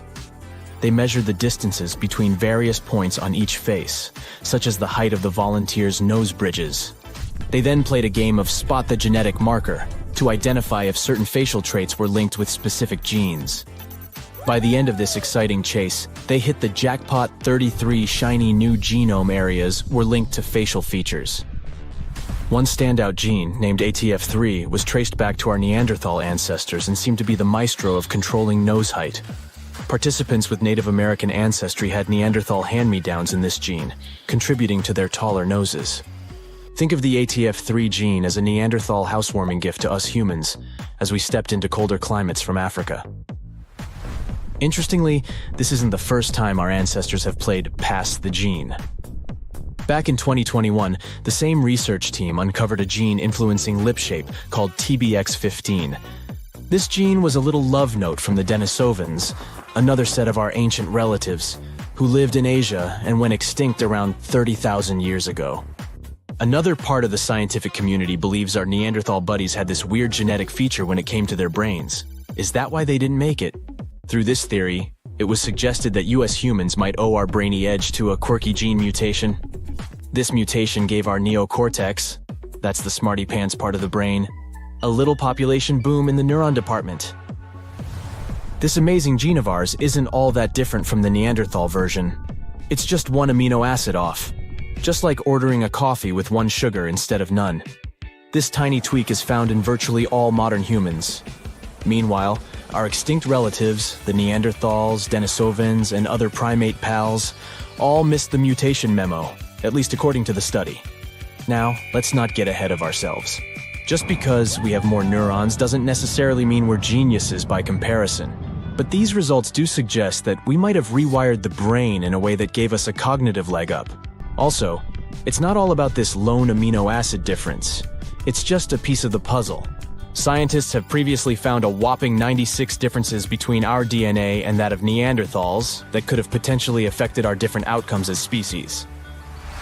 Studying Neanderthal DNA also gave us some insight into their relationships. In fact, we now have some solid evidence of what a Neanderthal family looked like. And surprisingly, it's not really that different from ours. For this study, researchers gathered information from a Neanderthal archaeological site located in Asia. They discovered that one particular family included a doting Neanderthal dad, his teen daughter, and a sprightly young lad who was possibly their nephew or cousin. Part of the group was also an older female relative, maybe an aunt or granny. Now, our young damsel would eventually pack her bags, wave a teary goodbye, and leave her papa's home when she found Mr. Right. Had she been a boy like her young cousin, she would have been a happy homebody. But worry not, she wasn't stepping into a world of strangers. Her new community likely had some familiar, friendly faces. But how were scientists able to predict the ending of this story? By browsing through their gene pool, researchers were able to figure out that the Neanderthal social structure was patrilical. What this means is that most female Neanderthals left their homes when choosing a partner and started a new life with another family. The same research shows that our cave-dwelling clans likely weren't living in isolation either. Families living close by were probably visiting the same rock sampling areas to make their stone tools, the equivalent of a neighborhood hardware store. And when they weren't tooling around, they were busy hunting delicious meals like ibex, horses, bison, and other wandering critters. Scientists, however, were careful to add that this ancient family portrait might not represent the full spectrum of Neanderthal social life. They've kindly asked future archaeologists to get more Neanderthal DNAs on the Ancestry websites. Ever since Plato wrote about the allegory of Atlantis, humanity has been fascinated with the possibility of the discovery of a thriving underwater civilization. Fancy joining me on a trip to a few historic underwater sites? Let's see what we can find out about ancient civilizations. The first one on our list is what is being called the underwater Stonehenge. Scientists have recently discovered a mysterious pile of cairns that stretch for miles under the shimmering waters of Lake Constance at the borders of Switzerland, Germany, and Austria. Archaeologists began to explore the site back in 2015, and they haven't been able to understand yet what it was actually used for. What they do know is that there is a 12-mile line of 170 human-made stone cairns under Lake Constance. Scientists say this was most likely the result of a combined work of several villages. The cairn site was probably used for some collective purpose. The formations are huge. Some of them are several dozen feet wide. The most amazing discovery so far is that the site dates back to around 5,500 years ago. Now, what were we humans doing back then? We were living in the prime years of the so-called Stone Age. We were beginning to make artifacts from stone and use them to hunt and eat. Can you imagine what a knife and fork might have looked like back in those days? It's no coincidence that scientists call this site the underwater Stonehenge, though. Both sites are believed to have been built around the same period of time. You see, Stonehenge dates back to around 3100 BCE. Both sites carry the distinct characteristic of stone monuments built in a circle. Not to mention the fact that scientists also haven't figured out why on Earth our early ancestors would feel the need to build a monument such as Stonehenge. Well, the mystery of Lake Constance hasn't been solved yet. Who were the Neolithic people from this area?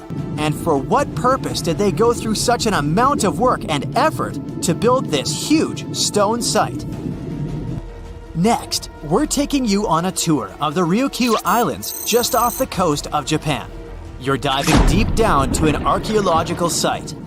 But I should warn you, the waters of the Pacific Ocean are far from smooth. It doesn't take long before you see a huge structure, thanks to the sunlight shining down on the seabed. At first, it looks like Machu Picchu's ruins located across the globe in Peru. As you approach the site, you slowly figure out its forms. A pyramid-shaped structure, arches, staircases. It's something that could have easily been a palace or a castle. Could this be a sign of human activity? What you've just seen is known today as the Yonaguni Monument. It also goes by the name of Japan's Atlantis. The entire monument is about the size of 5 soccer fields and the height of a 5-story building. Its most surprising feature is its expanse of terraces. Explorers and scientists believe that Yonaguni might be 10,000 years old. But whether it's a human-made structure or a natural formation is still under debate. For Japan's top marine geologist, Professor Masaki Kimura, Yonaguni is the heritage of a lost civilization. Kimura has dived to the bottom of the ocean to explore the ruins over 100 times over the past 10 years. According to him, there are clear signs of human activity down there. On the monument's surface, there is a triangle-shaped concave that is a historical symbol of water fountains in the region. There's also a giant turtle carved on the eastern side of the structure. And, according to Kimura, turtles have an important cultural meaning. Several pieces of stone tools have been recovered from the site. Their estimated age is around 10,000 years. However, not all scientists support this theory. For many, Yonaguni is the result of thousands of years of erosion.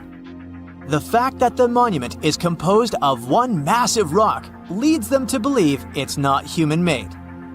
The defined edges and flat surfaces resemble a natural formation in Northern Ireland, known as the Giant's Causeway. The basalt columns look like the ruins of a palace, but they're actually the result of volcanic activity in the region. Now, you're flying to the coast of Greece, 4 hours away from Athens. More specifically, you're in the Peloponnese Peninsula. You dust off an old snorkel and head for a free dive on a bright sunny day. Sometime into the dive, you start noticing patterns on a seabed. 13 feet below the surface, outlines of familiar objects start to appear, one by one. As you continue swimming, what looks like the outline of an entire city emerges in front of your eyes. Are you wondering how water could have taken the whole city? Rocks are perfectly aligned into what appears to be the foundation of a building. This is Pavlopetri, an ancient city you've probably heard about for the first time. It was discovered by Nicholas Fleming, a British oceanographer, when he was on vacation in Greece. He had heard rumors about Pavlopetri's existence and indeed found several artifacts on the seafloor. He went back to the area a year later with the team. They found a site filled with pots, storage vessels, and tools. A kernstone, for instance, is a tool used for grinding grains and turning them into flour.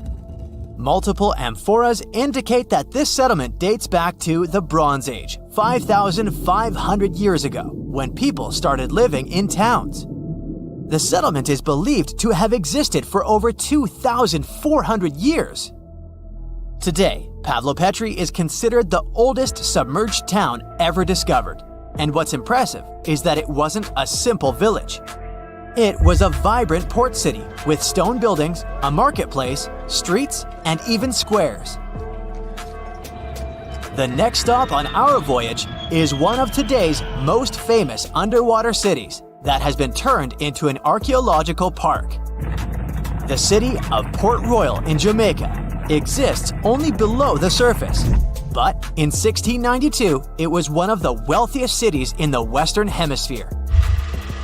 Port Royal was the center of the British Empire at the time and an important trade city that attracted people from all over the region. It was also home to real-life pirates of the Caribbean.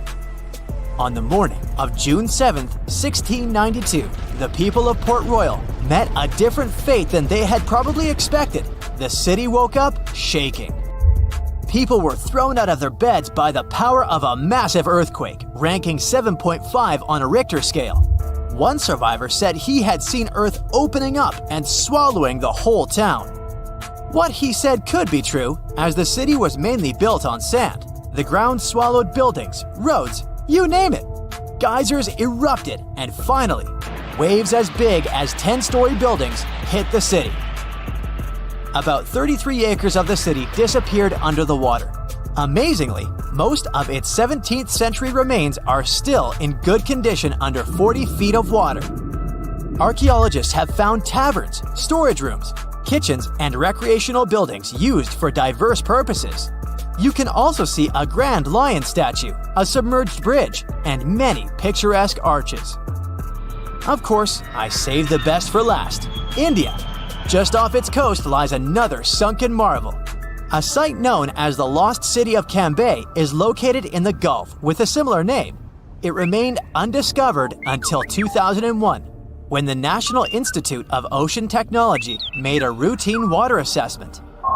With the help of sonar technology, which sends a wave sound to the bottom of the sea, they found something far beneath the surface.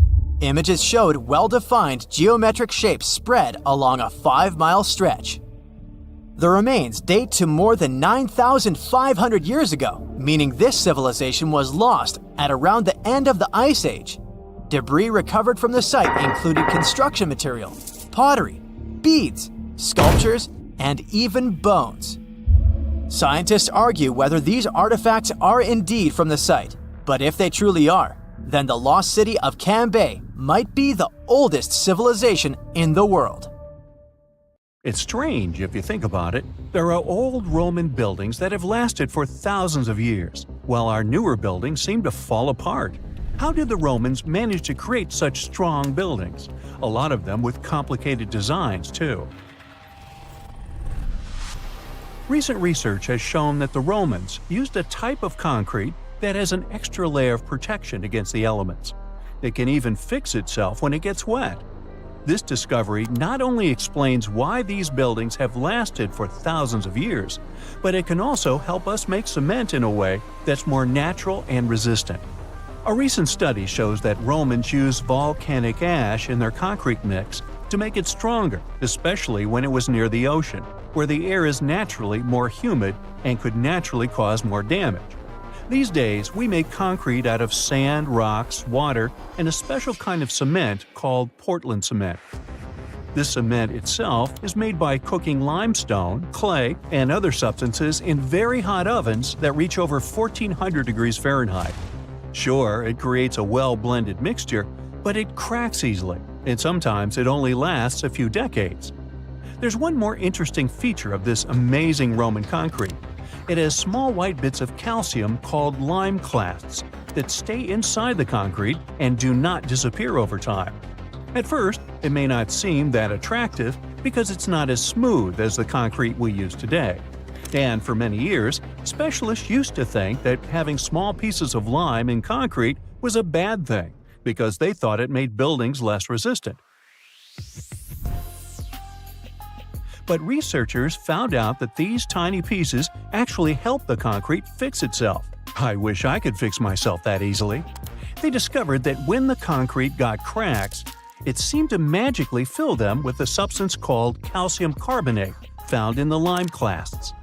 The Romans made their concrete by mixing sand, volcanic ash, and burned limestone together and adding water. This is called hot mixing. When the water and lime mix together, they have a chemical reaction that makes the mixture get very hot, up to 200 degrees Fahrenheit. This also causes those tiny pieces of lime to form. Now, this concrete can get cracks, and when water, rain, or seawater gets in, it makes the calcium in the concrete dissolve. The calcium then sticks to the cracks and makes them close up, kind of like a scab. Of course, researchers had to test this method, and they made concrete as the Romans did. Shortly after, they cracked it here and there. They placed the cracked concrete under water, and after 1 to 3 weeks, the cracks were gone. Safe to say, this didn't happen with concrete made using modern methods. Now, the Romans didn't know the science behind making their concrete strong, but they found a good recipe by trying different things over a long time period. Ancient records show that they used this recipe to build strong structures, especially for ships, and continued to use it once they found it was successful. Now, not all Roman buildings made it to the 21st century in perfect condition. The Colosseum, for instance, one of the most famous Roman constructions in the world, used to be nearly twice as large as it is today. It sustained a lot of damage throughout the ages, reaching the form we've come to know today. Let's not forget, it's a pretty old building to begin with. Its construction started in the year 70 under Roman ruler Vespasian, who later started making motor scooters named after him. You know, Vespa? Nah, I made that up. Anyway, ever since it first opened, the Colosseum was home to a lot of activities and shows, featuring fearless gladiators and a large display of exotic animals, who got to mingle and did lunch together. Unfortunately, it all went downhill in 217 when a fire struck the upper parapets and much of the building's interiors. It took a whole century to finish up the repairs for the damages. Sadly, the initial shape of the Colosseum would be gone forever. A strong earthquake followed, and that didn't help either. This one took place in southern Italy in 443. At this point, a considerable portion of the Colosseum's outer ring was damaged. Soon enough, when locals encountered hardship, they had to rely on selling chunks of limestone from the ancient Colosseum to go by. Another earthquake came in 1349, which gave the Colosseum its most devastating blow. It's when the south side of the building collapsed completely. That's when it started to look more like the building we can see today in the Italian capital. It's not all bad, though. Some pieces of stone that were shaken off the Colosseum were used to rebuild other famous landmarks in Rome. So, if we think about it, the missing part of the Colosseum isn't missing at all. It's just been recycled all around the city. One building that features pieces of old stone Colosseum is called Palazzo Venezia, and it's a local museum. Now, speaking of weird buildings, you've probably seen this one. as it's one of the most photographed spots in the world. You can see online photos of people leaning on it, or ones that make the building look like an ice cream scoop. This famous Italian landmark is called, you tell me. Yep, the Tower of Pisa, and it looks like it's seconds away from collapsing to the ground. Now, should you ever want to visit, you'll need to head over to this Italian city with the same name, Pisa, near the Square of Miracles. Now, weirdly enough, this building is more famous for its awkward incline rather than for its history or purpose. Back in 1178, when the construction of the tower was still not completed, people realized that the building was starting to lean over, and that was before they had reached its third floor. They soon figured out it had nothing to do with the building plans or the materials they used. It was all happening because of the mushy and shifting soil which was beneath the construction. These days, we know that placing a building on top of soil made of clay, fine sand, and shells isn't the best idea. But back then, people didn't know how to figure that out before building something. Now, fast forward some centuries, and it became clear that this 180-foot tower isn't just leaning, it is falling, and at a considerable rate of about 0.08 of an inch per year. Well, that may not sound like a lot, but multiply that by hundreds of years and, well, just look at the pictures and you'll understand. This leaning tower is more than 16 feet off its axis in the present day. So how come it hasn't fallen over altogether? Well, because of physics mostly. Its center of gravity continues to be located within the base of the structure, so it's pretty grounded. It's also been continuously watched over by local authorities to make sure they protect this unique building for as long as possible. The Pantheon is another great example of the way Romans understood architecture. It's also located in Rome and was initially built as a temple. The construction itself was made from concrete with different thicknesses and has an interesting shape too. Back in the day, Romans believed the Earth was like a disc, which was covered by a dome-shaped sky. So they modeled the Pantheon sticking to this idea. Light comes into the temple through a hole in the dome, shining down on the floors and walls, showing the movement of the sun. It's also one of the best preserved ancient Roman buildings. It's no wonder many other buildings have been made to look like it. In the U.S. alone, the U.S. Capitol, the Jefferson Memorial, and the National Gallery in Washington, D.C. are all said to be modeled after this ancient construction. The famous painter Michelangelo was so impressed by this building that he believed some unnatural force must have helped in its construction. The place where it stands is also very special because of the story behind it. Legend has it that the founder of Rome, Romulus, was lifted to the ancient Roman higher spirits on the wings of an eagle from this exact location. Apparently, it was a talon show. Get it? Talons? Eagles? Okay, gotta go. Canada is known for its snowy mountains, untouched forests, pristine lakes, friendly, helpful people, eh? And that delicious maple syrup. Now they get to add something else to the list: the world's oldest water. Back in 2016, researchers drilled down 1.9 miles and found an ancient pool of water at Kidmine, Ontario. The water was believed to be at least 2 billion years old. Not fresh water. The water was found bubbling up in caverns deep underground, inside the 3 million square miles of the Canadian Shield, one of the world's largest geological continental shields. The area endures very little plate tectonic activity, possibly explaining how the water remained untouched for so long. Scientists and researchers analyzed the water and found dissolved gases of helium, argon, xenon, and neon, untouched by any outside source. There were even traces of microbes dating back billions of years. This was a stunning find for science that allowed us to gaze back in time at a lost world. If life-supporting water can be found miles below the Earth, it could be possible to find the same thing on other planets like Mars, Saturn, and Jupiter's moons as well. Point Nemo is the furthest point from land on Earth, officially called the Oceanic Point of Inaccessibility, kind of like my parking space. It's so far from land that the closest humans to it are usually astronauts. The International Space Station orbits the Earth from around 250 miles away. while the closest populated spot to Point Nemo on Earth is more than 1,670 miles in all directions. Since its real title is a bit long, it was nicknamed Point Nemo after Captain Nemo from Jules Verne's 20,000 Leagues Under the Sea. Nemo means no one in Latin, which suits this area perfectly because there's no people around. The Crooked Forest is found in Gryfino, Poland. It's a grove of 400 unusually curved pine trees that were planted around the 1930s. They bend northwards at a sharp 90-degree angle from the tree's base, but then remarkably turn back to grow straight up into the sky. Some of the curves reach out 3 to 9 feet sideways, but the trees are healthy and many grow to nearly 50 feet tall.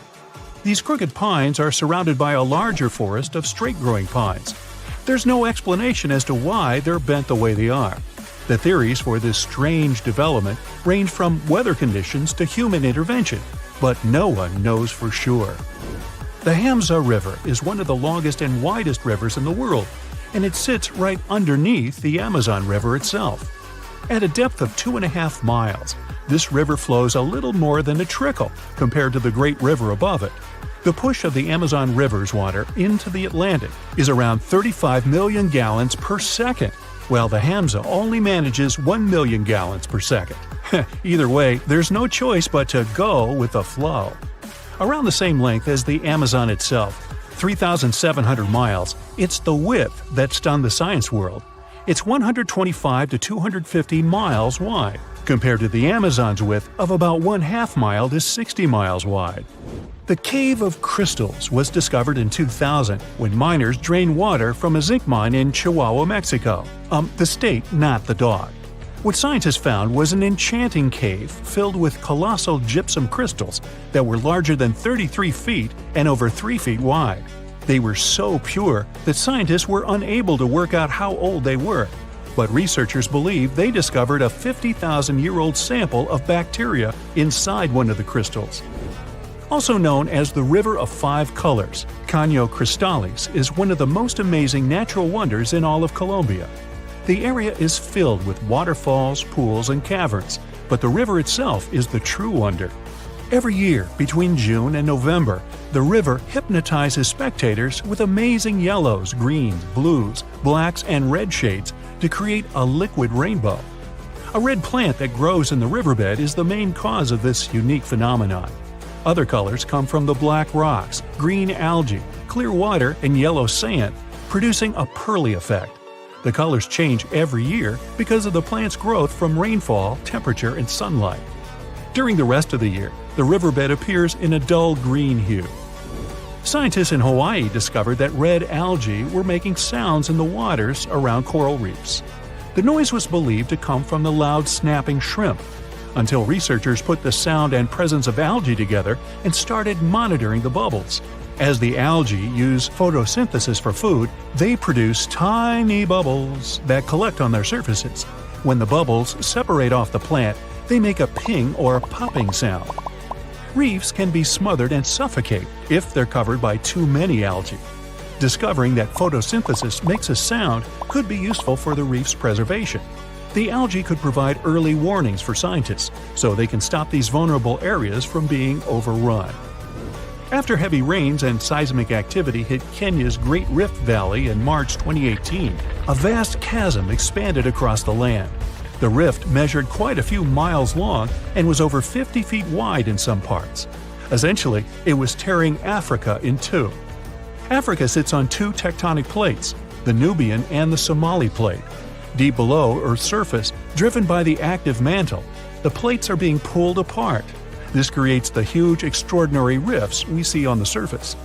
It will take millions of years for the large continent to actually separate into two pieces. I won't be around then. But when it does, it'll also create a new ocean basin.